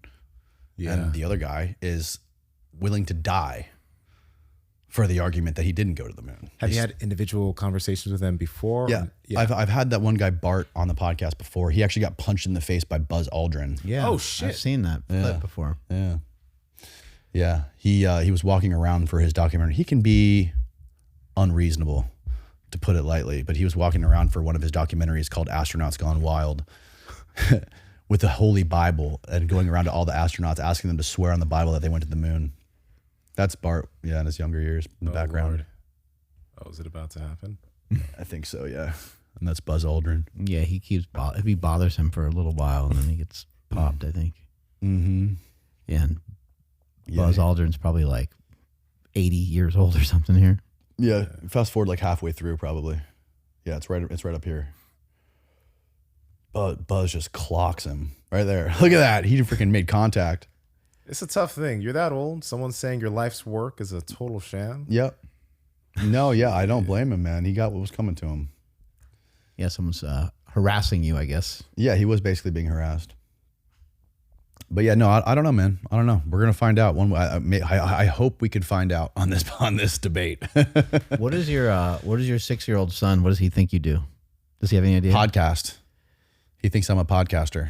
And does he know anything about it? Really? Yeah, he knows all about does YouTube. Does he see like people coming up to you saying, "Hey, I like your show"? Like, do your kids see that kind of stuff? Yeah, they see it. They see it all the time, and he's obsessed with YouTube, and he's got these little like kid YouTubers he watches. He's into like, Oh, that's cool. He knows all like the new stuff. His new thing is the Tung Tung Sahua, the Tung Tung Sahur, and then the Huggy Wuggy guy. Like anything that he starts talking about, a month later it pops up on like there's a Fortnite character based on what he was talking about a month ago. He's like he's got his finger on the pulse, bro. Wow, I've never heard. He's of tapped Tung into Tung Sahur. toddler culture, hardcore. Wow. I was going to ask, earlier you were talking about chimps and all that different kind of stuff. I don't know if you heard recently that they think we have way less connection to chimps than originally thought. The DNA was like, I think some of the research was off by like some very large percentage. It wasn't like crazy, but it was like 14 or 15% off of what they originally kind of thought. I did not hear that. I mean, there's some people that believe that we didn't evolve from chimps. There's some people that some people think we evolved from birds. And there's some people that believe that we evolved alongside chimps. So I don't know, but Well, there's something weird there, right? Like there's a huge gap between chimps and us. Like something happened. Yeah. I've never heard a reasonable, convincing explanation to why that is. Right. There's similar. just crazy theories like the stoned ape hypothesis. The monkey ate a mushroom, and that's what that equivalent to the doubling of the brain size and all that. Yeah. Or like panspermia, like the aliens bred with us and turned us into this. Those are all fun. And they're better than anything else I've ever heard. I've never heard like an academic, reasonable. I mean, I had a DNA scientist on the show a couple of days ago, and I was asking her about this, and she's like, I don't know. She's like, the stoned ape theory sounds good though. She agreed with it. She thought it sounded great. Isn't that what makes I'm reading this book by you know who Carrie Mullis is? No. He won the Nobel Prize for developing PCR in the 90s. Okay. But the PCR test is what they use to test people for COVID. It's like he's like a DNA genome guy, and he lived right around the corner from here, right down the street from here. It might have been in San Diego. He lived, but he was a surfer, and like a hippie dude who won the Nobel Prize, and he was like a crazy scientist, and he talks about evolution and like the connection with the connection to primates and like the connection to birds, and it's like a fun book. And it's pretty relevant today. There's videos of him on YouTube. You can find him because he recently died. I think he died maybe like 5 years ago. But like he knew Anthony Fauci. Oh shit. And so Carrie Mullis invented PCR, and they used his discovery after he won the Nobel Prize to do all the testing for like COVID and stuff like this. And there's videos of him, like he hated Tony Fauci. Like they both hated each other. And there's videos of him just ripping him apart. Really interesting. He also had like UFO experiences.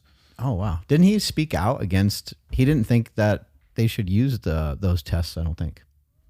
Somebody did. I don't know if it was him. I thought he died before COVID happened. I could be wrong. But he's a really fascinating dude, man. Oh yeah. When he was also an expert witness on the OJ trial. What? Yeah, interesting. because they were trying to analyze the DNA from the blood found in the hallway.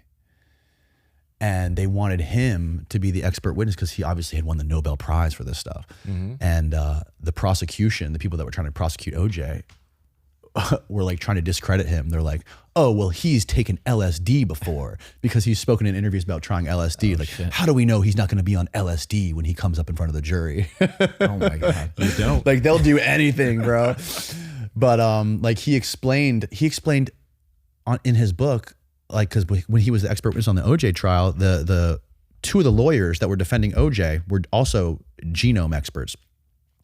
And they were trying to get the DNA stuff reevaluated or thrown out because the way that they evaluated the blood in the hallway was allegedly the sheriff took the blood sample, put it in a vial and threw it in the back of his squad car and it sat there for hours.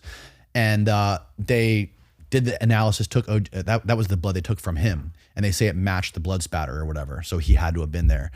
And that was what they were basically claiming to say that he was there and he was guilty. And like his point was that that's not the way, that's not like how you do a blind control trial. That's not how you do, that's not like a scientific way. Like the way they did that completely breaks the scientific method. And like the way it should be done is it should be a blind, like the same way they control with like drugs and medicines and stuff like this, where they take the vials of OJ, a blood draw from OJ, a blood draw from somebody else, and then like two other people that we know are innocent. And they code them. They don't put their names on them. And then they take the sample they found in the hallway, and then they, in a lab, they take scientists that are completely separate from this whole thing, and they say, which one of these vials did it match based on the code? And then once they find the match, then they reveal who the name is. Instead of just saying, we took OJ's blood and it matched, like it was like there was only one person in the crowd that could have matched. They didn't take any other samples. They didn't do like a proper blind control. Yeah. And that's how he got the DNA stuff thrown out during the OJ trial. And dude, it's just fascinating stuff, man. But I love the story about how they tried to discredit him with the LSD. With all the different people you've had on the show, have you experimented with like LSD or mushrooms or anything like that? Because you have people that come on and talk about psychedelic stuff. Yeah. Funny enough, one of the dudes who really kind of like convinced me to try DMT was the dude I was telling you about, the double black belt, judo and jiu-jitsu. Did you do the DMT? I did. I've done it like a bunch of times now. Oh shit. Yeah. And he said he used to do it every day. He's done DMT thousands of times. Wow. And he says he uses it as a tool to like improve his life, like to make his life better. And he uses it to improve his jujitsu, to improve like his music. He's in a band called Five Finger Death Punch. Oh wow. And the dude's doing very well. Yeah. But he's also like, he explains all these crazy experiences he's had, you know, like meeting entities in this other like parallel DMT dimension and stuff like that. But like, you would think a dude who's done that much DMT would be a freak or like a fucking, you know, a strung out a zombie. Zombie, right? A drug zombie. But no, this dude was very with it, very intelligent, very successful, double black belt. Like, so that's what convinced me to try it. Dude, DMT is one of those things. I haven't done it, but it's one of those that like, I'm just scared of my mind breaking under it. You know what I mean? Like that's why I'm so timid. Yeah, I'm just like, I don't want to crack. The reason that that I prefer it is because it's only lasts 5 minutes. Yeah, and it's impossible for it to injure you. You can't get hurt. Really, you can't lose your mind because our bodies create DMT naturally. The lungs and the brain create DMT. We have which this Kratom guy who was on my show explained to me, who's doing a new study on this. They discovered an enzyme in the human body that is basically like the regulator, the gas pedal and the brakes for the endogenous DMT the body creates.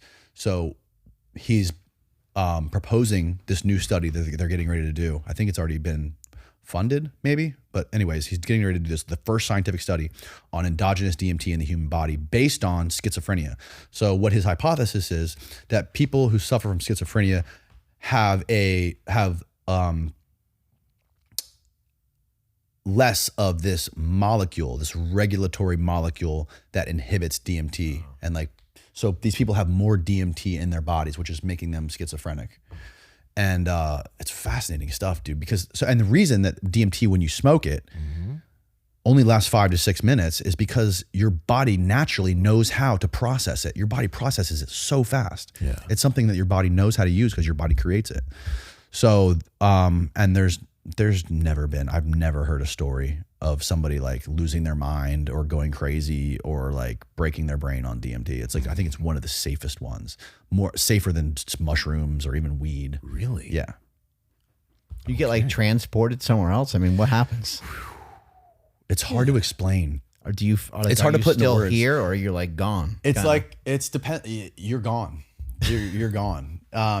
Like, can you? It's trying to describe a 64-bit experience into like 3 bits in words. Like words don't do it justice. Can you function? Can you walk around? Yeah. Or Yeah. Well, the first, like when you first, like if you do a lot right when you like blast off into outer space, there's like probably a minute or 2 where you just don't want to move because especially if you close your eyes. The way I describe it is I was being like shuttled through arteries of light inside of like some sort of biological organism made of light. And it was my soul shuttling through light arteries. There's no other way to describe it. And I was disconnected from everything in my life on earth, my kids, my wife, every material object I've ever known. Where were you when you did it? I think I was the same place people go when they die. Okay, but physically, where were you? Oh, I was in my friend's living room. Your friends live. Okay. Yeah. All right. And then, you see, if you open your eyes, you just see geometric patterns everywhere. It's crazy. But the last time I did it, I was outside in my backyard. And I swear to God, I had a conversation with my tree. I was telepathically communicating with the tree in my backyard, dude. And it was telling me some crazy shit. it's like the neighbor's dog's a piece of shit. Have that motherfucker stop coming over here taking a dump on me or something. I'll tell you this, man. Every time I've done it, I've gained really valuable insight. I've really taken something from it. Like if you just I don't think some people probably do, but like recreationally use DMT as like an escape, like they use alcohol or weed, you know what I mean? I think most people that use it as a tool to improve their lives and like to gain some sort of like profound, deep, revelatory experience about themselves or the world they live in. And that's definitely been the truth for me. Like it's, you think about it after it happens. Like you sit there and you kind of like, you're blown away by this crazy insight that you just downloaded from whatever dimension you just returned from. And it somehow makes sense on like a deep level that's hard to put into words, but you fundamentally, like in your soul, you really understand it. And if you can go into it with specific intentions to gain or learn something or figure out a problem, which is how Zoltan described it to me. And it really does something to you. Like I had this conversation with my tree.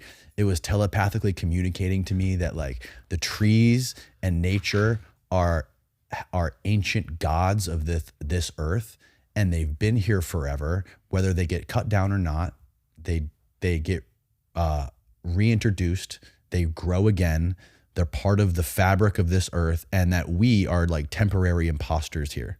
And they've seen civilizations like us come and go over billions of years.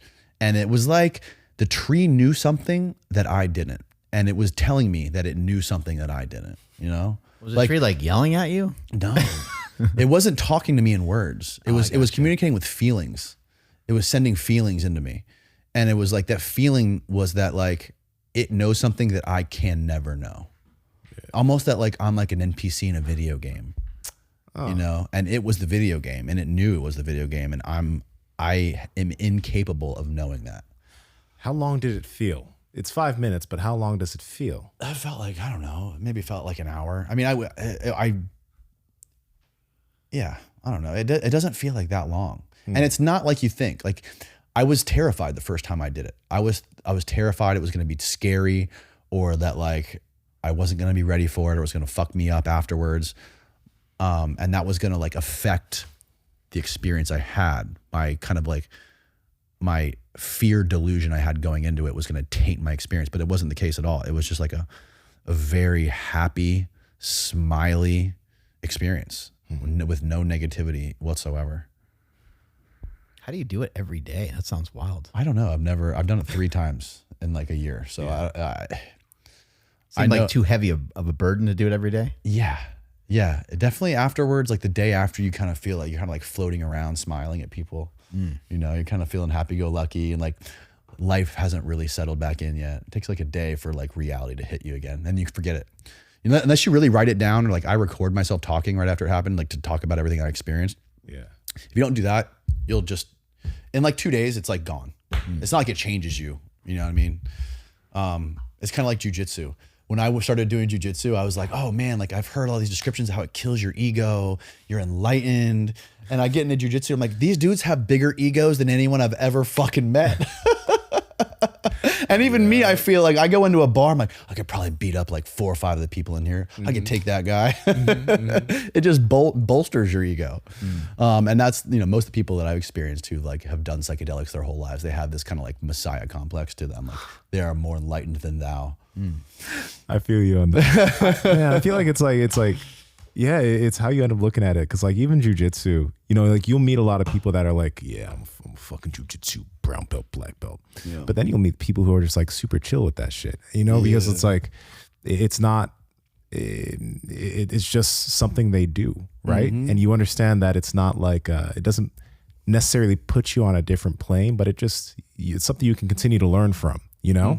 So that's like, I don't smoke a lot of weed. Like I used to use it as a creative thing, but I use it every now and then. And it's one of those things where it's like, I remember being younger and you could just use that stuff to just go somewhere else. Right. Or when you use it with the level of intention, like, okay, I'm going to try to focus on this. It ends up being super helpful or super useful. Right. Yeah. So it's a tool you can use to enhance your life greatly. Yeah. Just like jujitsu, I think. Yeah. You know? Exactly. Well, let me ask you this. On the jiu-jitsu front, you've been doing it you said your son's been doing it for 2 years and you've been doing it for 1? For 1.5. So I started 6 months after he started. Nice. What are some things you've learned about yourself from that, if anything? I've learned I'm really out of shape. I've learned that I can't fight. I definitely, it's just humbled me. Yeah. More than anything. The thing I can't stand is that like I can go, I'll go on bouts of going 2 to 3 days, 2 days a week, 3 days a week for like a couple months. And I'll be getting so good and I'll be like fucking beating people all the time. And the professor's seeing it like, yo, good job, Danny. Then I'll skip 2 weeks and I've forgotten everything. Like the hard drive is just wiped and I can't figure out how to fucking get out of side control, you know?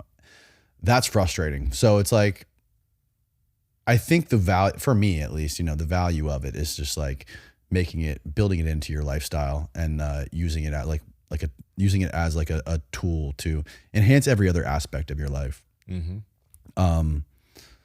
But like, as far as like something I learned, yeah, the breathing is the biggest thing. I have guys yelling at me all the time and they're like, Danny, breathe. I'm like, dying, dude. Yeah. But I think it's like the simple things that you like like the breathing, and like taking your time and like the balance stuff and like figuring like what we were doing earlier with like the hand balance technique. Push hands? Yeah, the push hands. Yeah. Like the little like foundational things like that are like super important, you know? And like whenever I roll with white belts, I get hurt. Whenever I roll with like brown or black belts, it's so gentle and organic. Like it's like this one brown belt dude, he just always beats my ass in the most elegant way possible with no injuries. And it's amazing. And they also like to help you too. They're like, okay, so do this, you know, do that or whatever. And the fucking brown or the white belts are just trying to kill me. I'm just trying to survive. That's one of the cool things. After you do it for a while, like when you start doing it, like you're doing it so you can kick people's asses. Like that's what those white belts, they're trying to end. Like they don't know how to move and they're trying to be super aggressive. And use power and strength to do everything. Yeah. And it's not bad to be strong, but like when you roll with people who are more experienced, like those are the people that aren't going to hurt you, but they'll be tapping you right and left with the most. It's really cool in that sense, you know? It is. So it really is, man. And just like, I want to like I wish I could figure out, I don't know if this exists, but I want to figure out like some sort of diagram, like a flow chart of like how all the starting moves flow into the like secondary moves and third moves and fourth moves, and like figure out how that web exists. Those exist. They do? Yeah. I need to find one and study it. Yeah. Because like every time I go in, like I get reset. Like that's a thing I think that would probably help too. Like going in, because I usually just go in there like without thinking about it. I just like show up and just do whatever like we're supposed to do for the day. But if I like went there with like, hey, I want to try this today, I'm sure I would like progress a lot faster, you know? Yeah. Of course, you know. No, one thing to think about is like you know, there's so many things you can do in jiu-jitsu, so many different guards, so many different types of passing. But have you started trying to develop a game for yourself? Like, you know how they're different. Do you do a lot of gi or no gi? I do a lot of gi. You do a lot of gi. I've done a few no gis, but mostly gis. There we go. So you know how like there's a collar sleeve or a spider guard or there's clothes. So what you should try to do is try to like focus on one guard and develop the when you start a round, the place you're gonna go, and figure out like 2 moves from there to build out your own. Okay. trade. Yes, I have about 2. There we go. That are my go-tos that I can always do. Exactly. Most of the time. Exactly. And then now just build off of that and then try to build transitionary guards. So if someone breaks out of, what's your main guard that you play? Like from the bottom collar sleeve, if I get somebody in collar sleeve, I can do the triangle pretty good. There you go. Or Kimura from there. So you know how to get to those positions. So like now with collar sleeve, maybe see, okay, how do I get to an omoplata from here? You know, you can get to an omoplata from there. Right. Or if someone breaks out of my collar sleeve, how do I play De La Hiva? Because collar sleeve melds well with the De La Hiva guard. The De La Hiva is when one of your feet is behind their knee and the other foot is kind of on the hip, if you know, right? So you just like transitionary guards, just to build that tree out. But like have that like just have things that like you build on Get that top tree of, trunk. versus going to something totally opposite of what you're doing. Right. It's just like what we were talking about with like the learning stuff earlier, right? You gotta get that foundation strong. Yeah. Yes. I just started doing the clock choke. I love that one. That's nice. The clock chokes are very nice. And Seema, is it kind of like a never-ending hump to get over, right? Like, or like, do you like how do you get over the hump in jiu-jitsu? Like, what belt are you? Or I'm a white belt. You're a white belt. Yeah. Like how do you get to a point where it's like fun? You can beat some people's asses, and when somebody else kind of kicks your ass, it's not as frustrating because you can start to pick it up. Yeah, I think the stage you're at right now is the most frustrating. It's the hardest, and I think it's where most people quit because most people you roll with are beating you, right? Like my professor Cassio mentions this, but it's a good rule of thumb. Like try to roll with some people you know you can beat. Try to roll with some people that are on the same level, Same size. same level, same size. Then have some people you roll with that are like above you or ahead of you in terms of that'll like tool you up, right? You already do that with the upper belts. Yeah. But it's so that like you can have some wins, right? Yeah, and over time, you know, you still have things that are pushing your skill. But I think like the hump thing that you mentioned, it's person to person dependent, and it's one of those things that kind of really just depends on your how okay you are with getting beat. I think that's the hump that people have to get over. Not getting frustrated when somebody taps you or when you get beat. And just taking it as like, because when that was happening to me, my first thing was just asking questions of how did you do that? How do I get out of that? And I'm someone who still does this. I ask a lot of questions, right? I think that's one of the reasons, that's one of the things that helped me out a lot is I wouldn't just leave rounds where someone taps me and be like, okay, on to the next round, right? A lot of people get frustrated and they don't even want to talk to that person. But every single time that someone would do something that I couldn't figure out, I'd be like, can you help me with that? And I don't think anyone that I ever did that with was annoyed at me. They would always just help me out, but I'd ask a lot of questions. And I think that's one thing that can help get over that hump. But I think that hump is kind of like always I think that's one thing that just helps advancement. Because I think the other thing it helps you do is not get frustrated with the inevitable getting tapped. Right. You know, it can be I frustrating. think this is the importance of like starting stuff when you're young.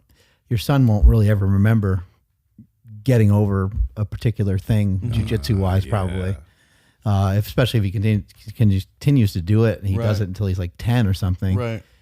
He'll probably just be better than most people he runs into and won't maybe have the same frustration. Yeah, and I did actually when I was a kid, when I was like, I think 8 years old, I started doing Japanese jiu-jitsu.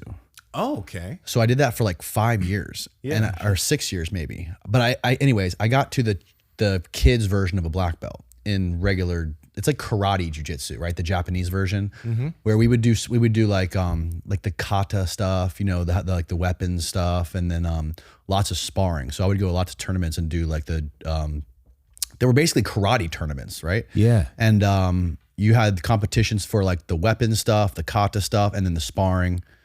And I did that for a long, long time, man. I did that, and I think that taught me a lot of the discipline, and you know, gave me a lot of. It did something to me for sure. Did any of it carry over, you feel, to the jiu-jitsu you do now? No, not at all. Not at all. No, Okay. no. I mean, the only like actual combat you would do in that was the actual sparring stuff. You'd wear headgear and you'd get points for like kicking in the head or like punching in the head. It was all like body and head kicks and punches and stuff. You get certain points for it and you get judged on that. And that, when I was like 8 or 9 years old, that was like terrifying. Yeah. Getting in a ring with another kid and like fighting. Yeah. And that, I forget about it all the time. I always forget that it was like almost a decade of my life I spent doing that, because it's like, it's karate, you know, it's like bullshit. It's not real fighting. But it definitely like wired something in my head when I was young. And I think it was, that's the point I'm trying to make. That's why I'm doing it with my kid. Cause I think that it can be really beneficial when you're young and you're growing up to encounter that kind of stress, you know? You know, I will say one of the things that I would call him like, and somebody in the Stronger Human community was mentioning this. He did a lot of like Taekwondo and karate when he was younger, and now he does a lot of jiu-jitsu and he's a brown belt. And he was mentioning how that in other martial arts, like in things like Aikido, in karate, in Taekwondo, there's a lot of focus on the katas, the breathing with the striking, the strength of the stance, right? Whereas like in jiu-jitsu, it's kind of like you get in and you roll. You don't think about how you're breathing when you're moving, how you're breathing when you're creating force. It's just kind of like teach you movement, go and do it, right? But it's almost like, you know, people will call karate and stuff bullshit, but it actually teaches a lot of really good body awareness and balance that a lot of arts like jiu-jitsu that are like, maybe they're the harder arts, right, kind of miss out on when it comes to instruction. So there's a lot of benefit there. Right. That's just kind of lost, you know? Yeah. No, that definitely makes a lot of sense.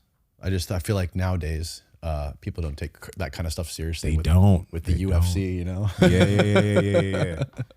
But you have some people that are like karate killers, you know what I mean? Like, he got beat up bad in one of his last fights, but Sage Northcutt did a lot of karate. I don't know if you remember him, Super Sage or whatever. He was in the UFC and stuff, but he did a lot of karate and a lot of other stuff. He had some really sick fights, but really, yeah. But people look down on those arts. Yeah. Did you see that thing that came out the other day? Khabib was like, he wants to get rid of rounds in the UFC. Oh shit. He's like, why do we even have rounds? What's the point of rounds? It never made sense to me. Just continue. And I was thinking about that. I was like, no, it kind of does make sense. The rounds definitely make it more interesting, you know, because then you get to like, you get a chance to regroup and like figure out what the other person's doing, go back in, get your breath, and then be more explosive. I think the rounds make sense. I think makes for a more entertaining fight too. Exactly. Well, it's about entertainment, bro. Yeah, they didn't used to have rounds. You know, in the beginning of the UFC, they didn't have any rounds. Really? I didn't know that. Yeah, like Hoist Gracie and those guys, they'd like. Oh yeah, you're right. They would go for like 30 minutes straight. Yeah, or like an hour. Minutes, yeah. Wow. Yeah, I think one match that Hoist had lasted like an hour. Right. Yeah, I think I heard that. And I think they just called it. I can't even remember, but it just went on. It just kept going. It was like Oleg Tektarov or something like that, and they beat the shit out of each other pretty good, but it just never ended. It just kept going forever. I also heard they wanted to put like a moat with alligators around. Oh yeah, ring. I heard about that before. Yeah, it's incredible. Like the original UFC, right? Mm-hmm. Speaking of entertainment, I heard Metallica might be playing in the Sphere in Vegas. Yeah, what's the deal? You got to hang out with Metallica? Yeah. Like on the beach or something? Yeah, dude. We hung out on the beach and played guitar. And you just know them, or you saw them, or what happened? No, I met Kirk through a podcast guest that I had on my show, and I guess Kirk was listening to my podcast and he reached out to this guy and then he's like, "Yo, give my number to Danny," and I was like texting him, and then we became friends. He's like, yo, I'm coming to Tampa. You want to come to the show? I'm like, fuck yeah, I want to come to the show. Then he's like, we got like 2 days off. Is there like anything cool to do around here? I'm like, yeah, you want to come to the beach? He's like, hell yeah. So him and Rob showed up at the beach and we sat there and they were like practicing. You know how they do at their concerts? They'll take a break and then Rob and Kirk will play like a random song like on the break or whatever by themselves, like from another band. So they were practicing what they were going to do like the following night. And yeah, we sat there and hung out for a few hours and shot the shit. We went to dinner a couple nights when they were here. And yeah, Kirk was just like super kind and like invited me everywhere with him. And we got to hang out a lot for like the whole week, which was, it was like a dream come true, man. I felt like a Make-A-Wish kid or something. Like it was so bizarre. And I felt that was like one of the coolest experiences ever is going to that Metallica. Like I told you when you came on my podcast, I had never been to like a Metallica concert in my life until this year. And dude, like, wow, what a crazy experience that was. Like there must have been, how many people were there? There were like, I think there was like 80,000 people or no, over 100,000 people each night. Holy crap. The stadium holds 60, but the field was full. You think they do that ring stage. All right. So they fill the whole field. So like there was like 100 or something, a little bit over 100,000 people there every night. And it was just like shoulder to shoulder human beings in there. And like that experience, dude, with the freaking light and the music and the thundering sounds of those guitars and the drums, like is a transcendent experience, dude. It's something you'll never forget. They had Metallica played in front of I think around 1 million people in Germany. I thought it was Moscow. Oh yeah, maybe you're right. Yeah, Moscow. Yeah, with the helicopters flying above the crowd. Just like an insane amount of people. Dude, See if you can find a clip of it. army, there's like military surrounding them in the front, and there's helicopters going back and forth over the crowd. Yeah, I remember James Like that would Hetfield. have to be an FAA like nightmare. I remember, I think he was on a podcast. He was telling a story about how he played in front of like 1 million people, and then he went home and his like all his belongings, all his shit was out in the front lawn because he like, was getting in trouble with his wife basically. Oh, but really? Being like brought back down to like, you know what I mean? Like To reality, base reality. You're this king. You're Yeah. out there doing all this awesome, crazy stuff, and then go back home and the wife's got something for you. God, that's crazy. That's when they had their old bassist, their original bassist was in the band back then, right? Before he died in a car. They died, yeah, in bus. the bus crash, right? Somewhere in like they were on like an ice road in Sweden. That's got to be crazy. Yeah, dude. Does Metallica come out with new music still? And I'm Yeah. not like I don't know a crazy amount of it. They're Yeah, still killing it. okay. Yeah, Look at I that. mean, their albums are more rare. They don't come out with as many as they used to. How insane is it that they've stayed together for that long Yeah.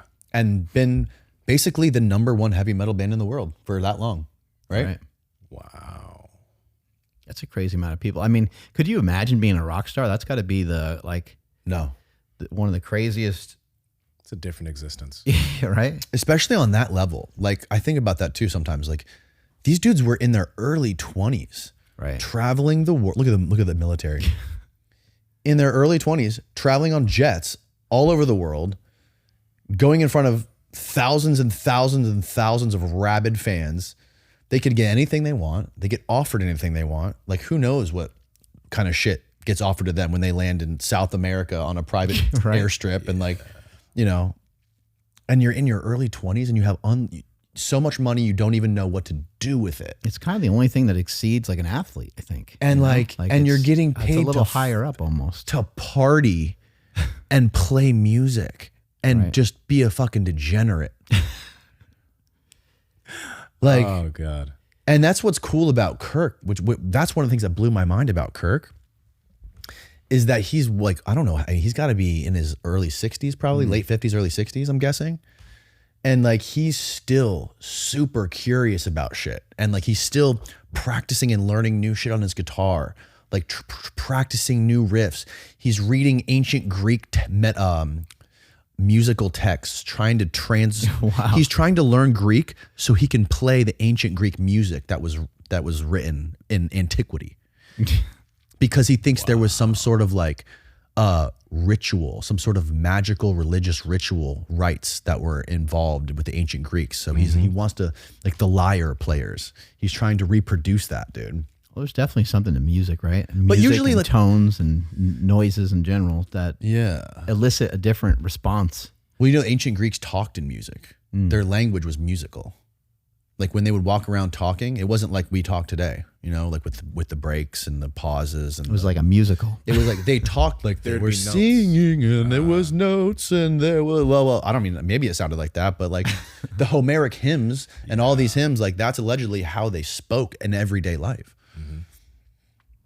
But yeah, no, that's an interesting thing about Kirk is like how he's still so fascinated and curious and like creative with stuff. And he's like trying to work on new music, like new solo albums, and he wants to make movies. He's still like aspiring to do things when he's that goddamn successful. Usually people that achieve that level of success and wealth, they just kind of like get comfortable, you know? Yeah. Writing, directing, what do you think? What's he want to do? I think he wants to, I don't know what, I think he just wants to produce or maybe direct new movies.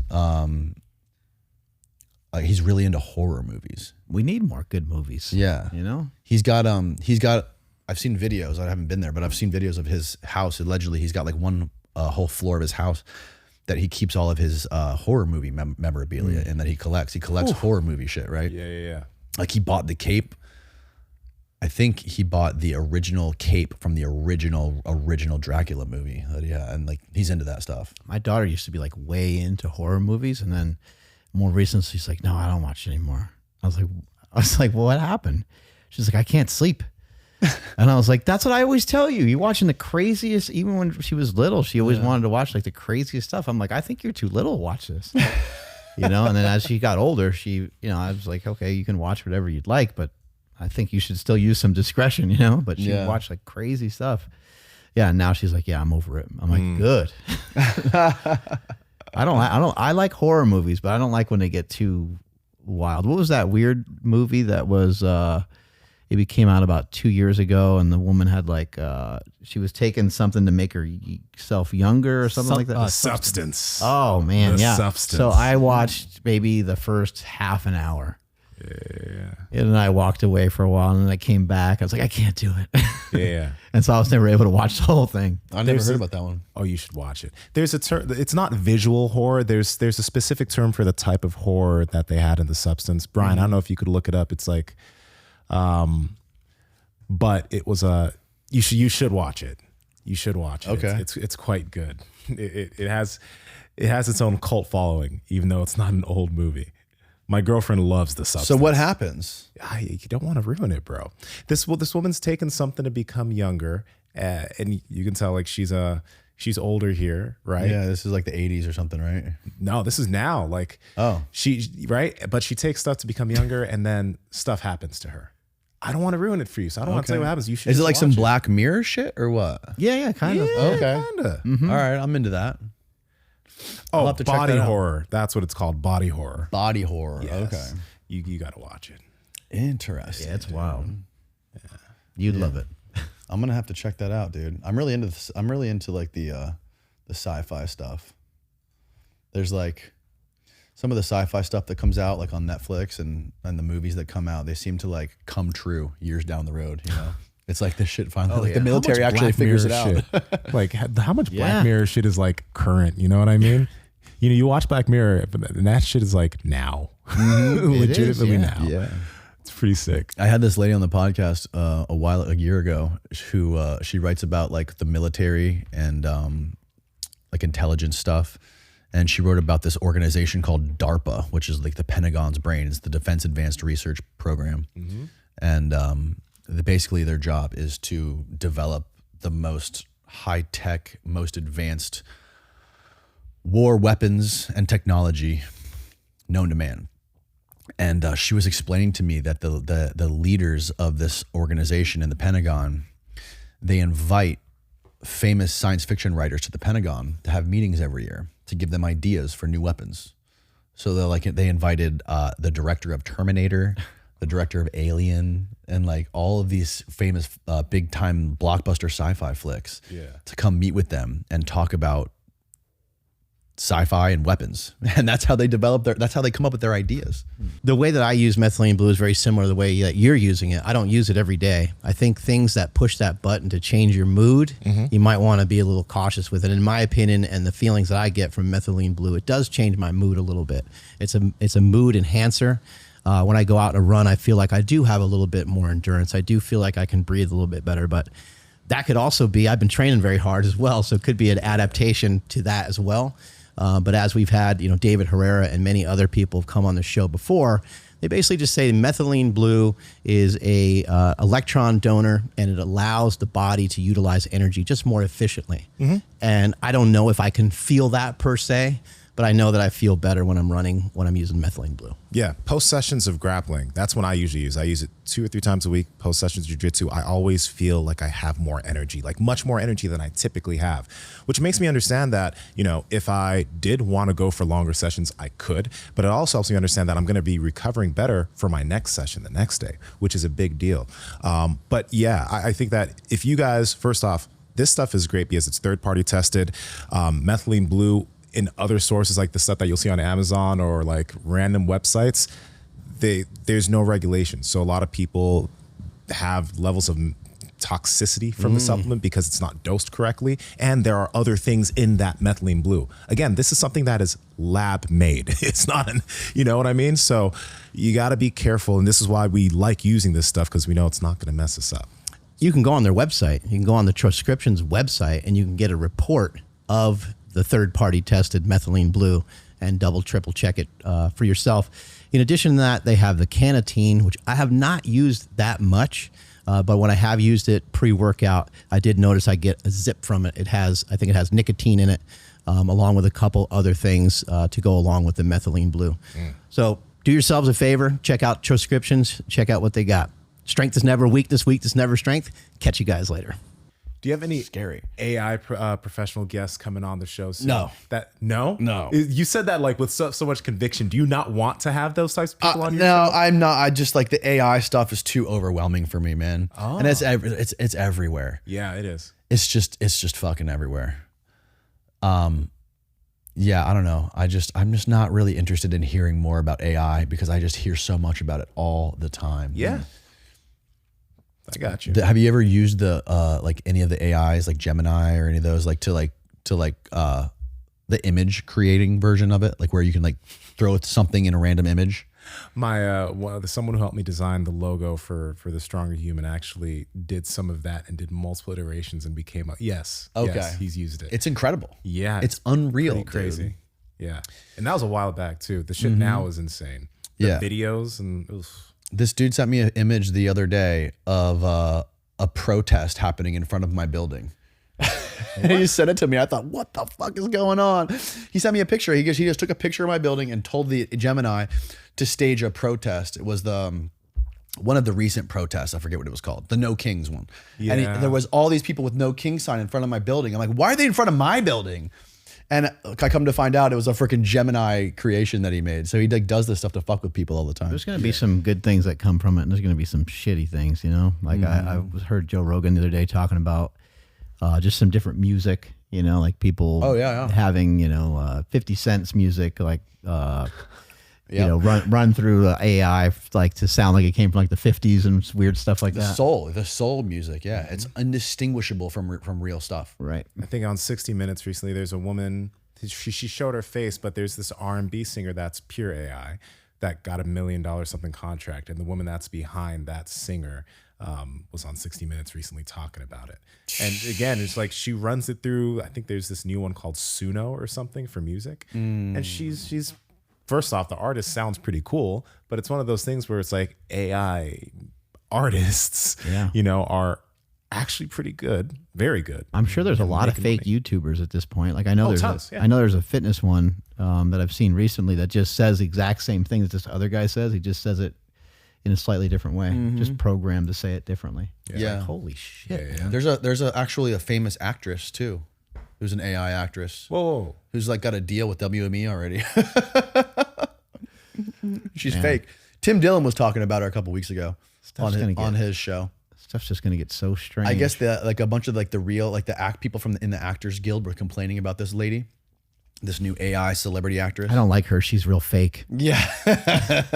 Turns out she is real fake. Do you know? Do we know her name? I'm curious. No, I'm sure you could Never Google heard it. of I'm her. sure you could Google it. Xania Monet, No, it $3 wasn't that million one. contract. Oh, I think that's the music. Oh, is that a fake AI actress that got a contract? Yeah, Yes. that's yeah. Wow. Sweet. 300 million? The singer. $3 That's million. the Oh, singer. 3 million. Oh, okay. Okay. Yeah. No, but that's amazing. Where does this shit go, man? I don't know. What's going to happen to podcasts too, you know? Yeah, who knows, man? But like this is the thing. People No one saw podcasts coming. No, that's true. But AI-based podcasts with like AI hosts.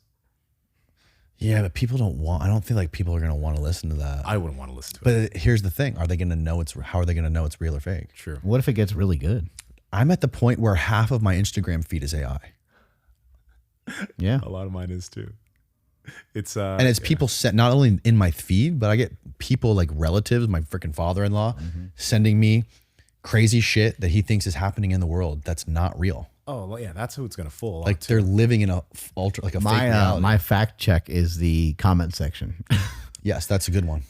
That's what I rely on. But I look how at the long comment does that section and last? I'm like, I know. Right. They're not going to know, right? How long? Yeah, how long until it's just the comment section is basically saying, "Oh no, this is obviously AI," when it's not.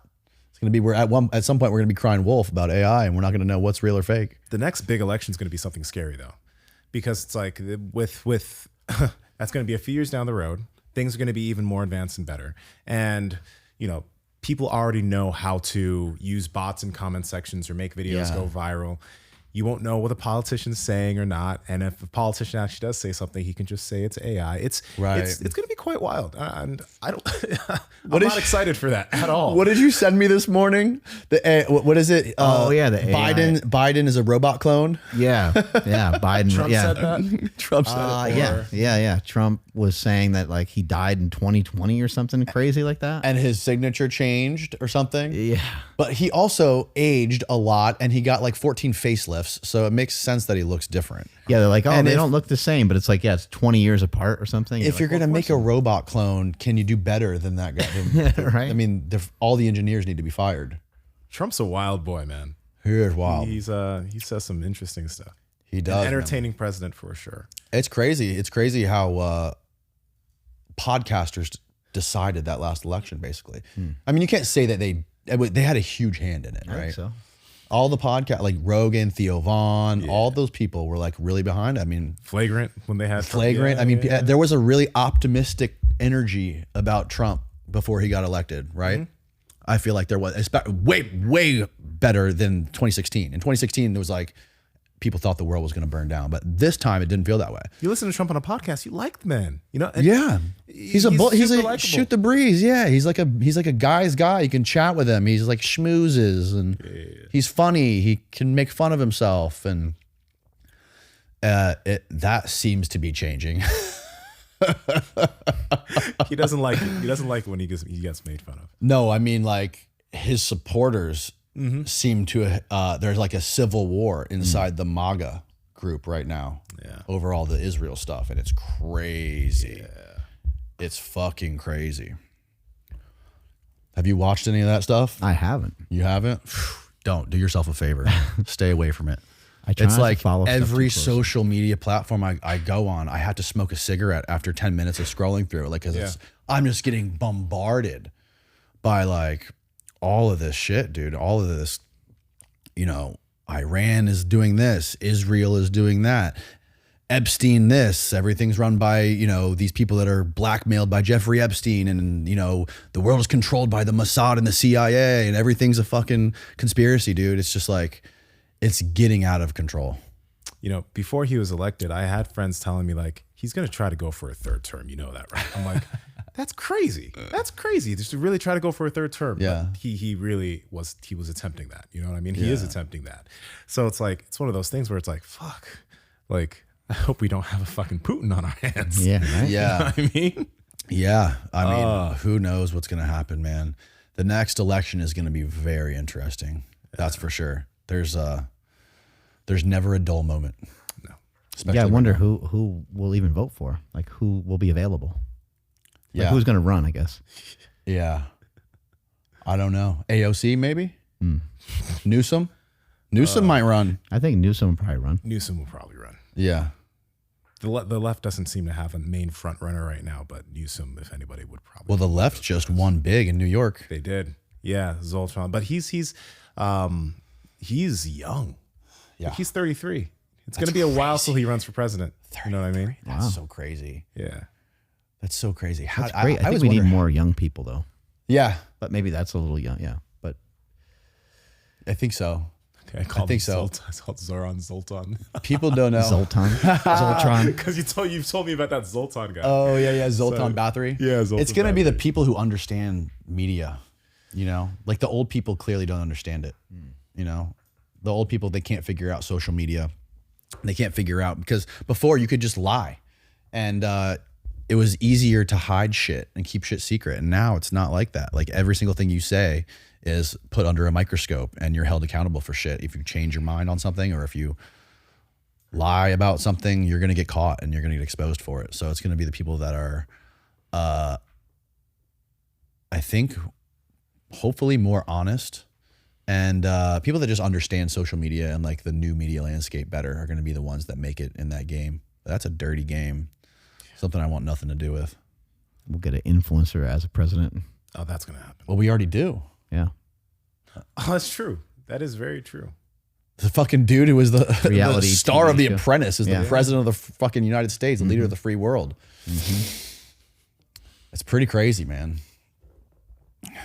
But yeah, I mean, maybe one of these, YouTube. what are you doing? Politicians or something. He's always working out. He's working out a little bit. You working out your forearms over there? It's wrist and forearms. Wow. Hands, wrist, forearms. Jiu-jitsu, man. Is that what it is? Yeah. Wow. Hands, wrist, and Let me forearms. see what that thing looks like. Oh, it's It's a mace, like a mini mace. mini club. Oh shit! Has So you two just like different rotate it grips. around? Yeah, do a work bunch out of your wrist rotations and stuff. because my wrists are very weak. Like I'll get in positions where I'm like trying to hold on to somebody's wrist like that. Yeah. And they'll pull, and I'll be like, I have to let go because my wrist like gets hurt. Certain things would be helpful for you, like the rice bucket, having a rice bucket at home that you could put both your hands into and do extensors and Open, yeah. that type Yeah. of stuff. There's a bunch of things that are helpful, but like, yeah, my hands used to hurt years ago. My fingers used to hurt a lot because Yeah. of gi jujitsu, but Yeah. they don't hurt anymore. Do you use the squeeze like those things? The squeezers? I don't really use those I don't really use those. There are other things that I use. This just has no Teach weight me on how it. to look like you, bro. That's all. Dude, no, I'll show you a bunch of stuff. just, like, go like that'll be that? helpful. Yeah, you can do like rotations like that. You could do it in different positions, like the one you were doing up here, like that. And then if there's some weight on it, like take this too. You could just take that, Okay. put this. This is so we had a thing that we use called a body lever. It's a soft tissue tool. The guy who made that sold his company recently to a big basketball player, but he makes these clubs right here. Now you notice how that feels on your wrist and stuff, Feel a pump, dude. right? You don't have to use with that weight. Like you could take it off, but like while we're standing here or while you're doing other stuff, that's what I'm Yeah. saying. We keep stuff around so that I can That's just cool. get in these easy reps. And They're just laying everywhere, so you guys can just constantly work out. dude, I think that's the key. Because like, think about this. Think about all the things that we showed you today. If you had to fit that into one workout, how annoying and stressful that would be, right? Yes. But if you just had some stuff laying at home in your studio, in your gym, you could just kind of pick up these things, touch them, boom. Those micro sessions Yes. add up over a long period of time, and that makes everything very manageable. So That's genius, bro. Yeah, and even if you were just to take this thing here and just hold it, you don't even have to like move. You just try to hold it, and you hold it for like a minute, where you're just kind of statically, isometrically holding it. And you could still move around if you want, but you don't have to move around a whole lot. I mean, just holding it there is going to be a lot. Or What does that do to It's your called a pop- yielding your- isometric right there. What he was doing is he was just like that, kind of holding it back like that. Oh, okay. So yeah, there's lots of shit you can Yeah, do with it. it's called a yielding isometric. It's it's like it strengthens that area and strengthens stability of all the tissues in that area. Over time, you'll notice that like you won't have nearly as All right. much. Well, you need to give me like a grocery list of shit I need to get when we leave here, so We'll get a bunch I of can stuff order sent that to you, for my new place. yeah. Cool, man. It was great to have you on the show today. Thank you for coming out all the way from Florida. My pleasure, man. Second podcast I've ever been on in my life. Oh, really? Yeah. What was the first? Sick. Joe Rogan. Oh, there you go. When did you do Rogan? How long ago was that? July. Oh shit. Okay. Yeah. Oh, cool. That was fun. The first one I've ever been on. You're the second, man. Awesome. My man. pleasure to come out here, dude. Yeah, I'm a huge fan of what you guys are doing, and huge fan of all this stuff. I'm fascinated by it, and I love learning about it. I want to come check out your new spot, man. Sounds like it's awesome. Yeah, dude, you got to come back, and I got to get you down to Florida too. Come do the show. Oh, for sure. You can teach me. You got to teach me some jujitsu shit though when you come down. That's easy work, man. Fuck yeah. I love gi jujitsu. So you're Do you? speaking my Do you do more gi or more no gi? More gi. I compete in the gi. Okay. Yeah. Okay. So I do way more gi than I do no gi. I've probably done, in my 10 years of jujitsu, I've probably done 40 classes of no gi. Right. I know how to roll no gi, but I just I compete in the gi and I like. Does the gi translate easily to no gi or no? Or is it? Yeah. Okay. So it does translate well to no gi. But if you're someone who has a very grip heavy game, you'll still understand concepts of where to grab, but you'll be ghost grabbing sometimes because there's nothing there. Right. The thing is like, I think gi's good to do because there's a lot of transition from gi to no gi. But if you go from no gi to gi, you're going to feel lost because now all these other grips that you have access to. Yeah. Right. That makes sense. So the opposite transition is a little bit harder. I got this crooked finger here. Oh shit, bro! I thought mine was bad. Yeah. Luckily, it's not on any other finger. I started doing finger stuff after this happened because I was like, "Oh god!" What kind of finger? You do the finger ladder? Actually, no. I have like something. The rice bucket is super helpful for the finger extensors. There's a bunch of things I do for the hands. Little now rubber because band this things happened. and stuff. Yeah, because of this. But I did this I was holding this dude's collars like this. Yeah, and then he did the double-handed yank off, and I didn't let go. That's how this happened. Is it really? That's Same how thing. this happened. I was holding the grip, and then I felt this boom, and then but that's one thing you learn. You learn when to just like let it go before they totally break. So you hold, and when they break, just like let it go before. Yeah. Right. Yeah. Never have Trial and error. Yeah. Dangerous game you guys play. Well, thanks for bringing me out here, man. This was really fun. Appreciate it. Strength is never weakness. Weakness never strength. Catch you guys later. Bye. Peace.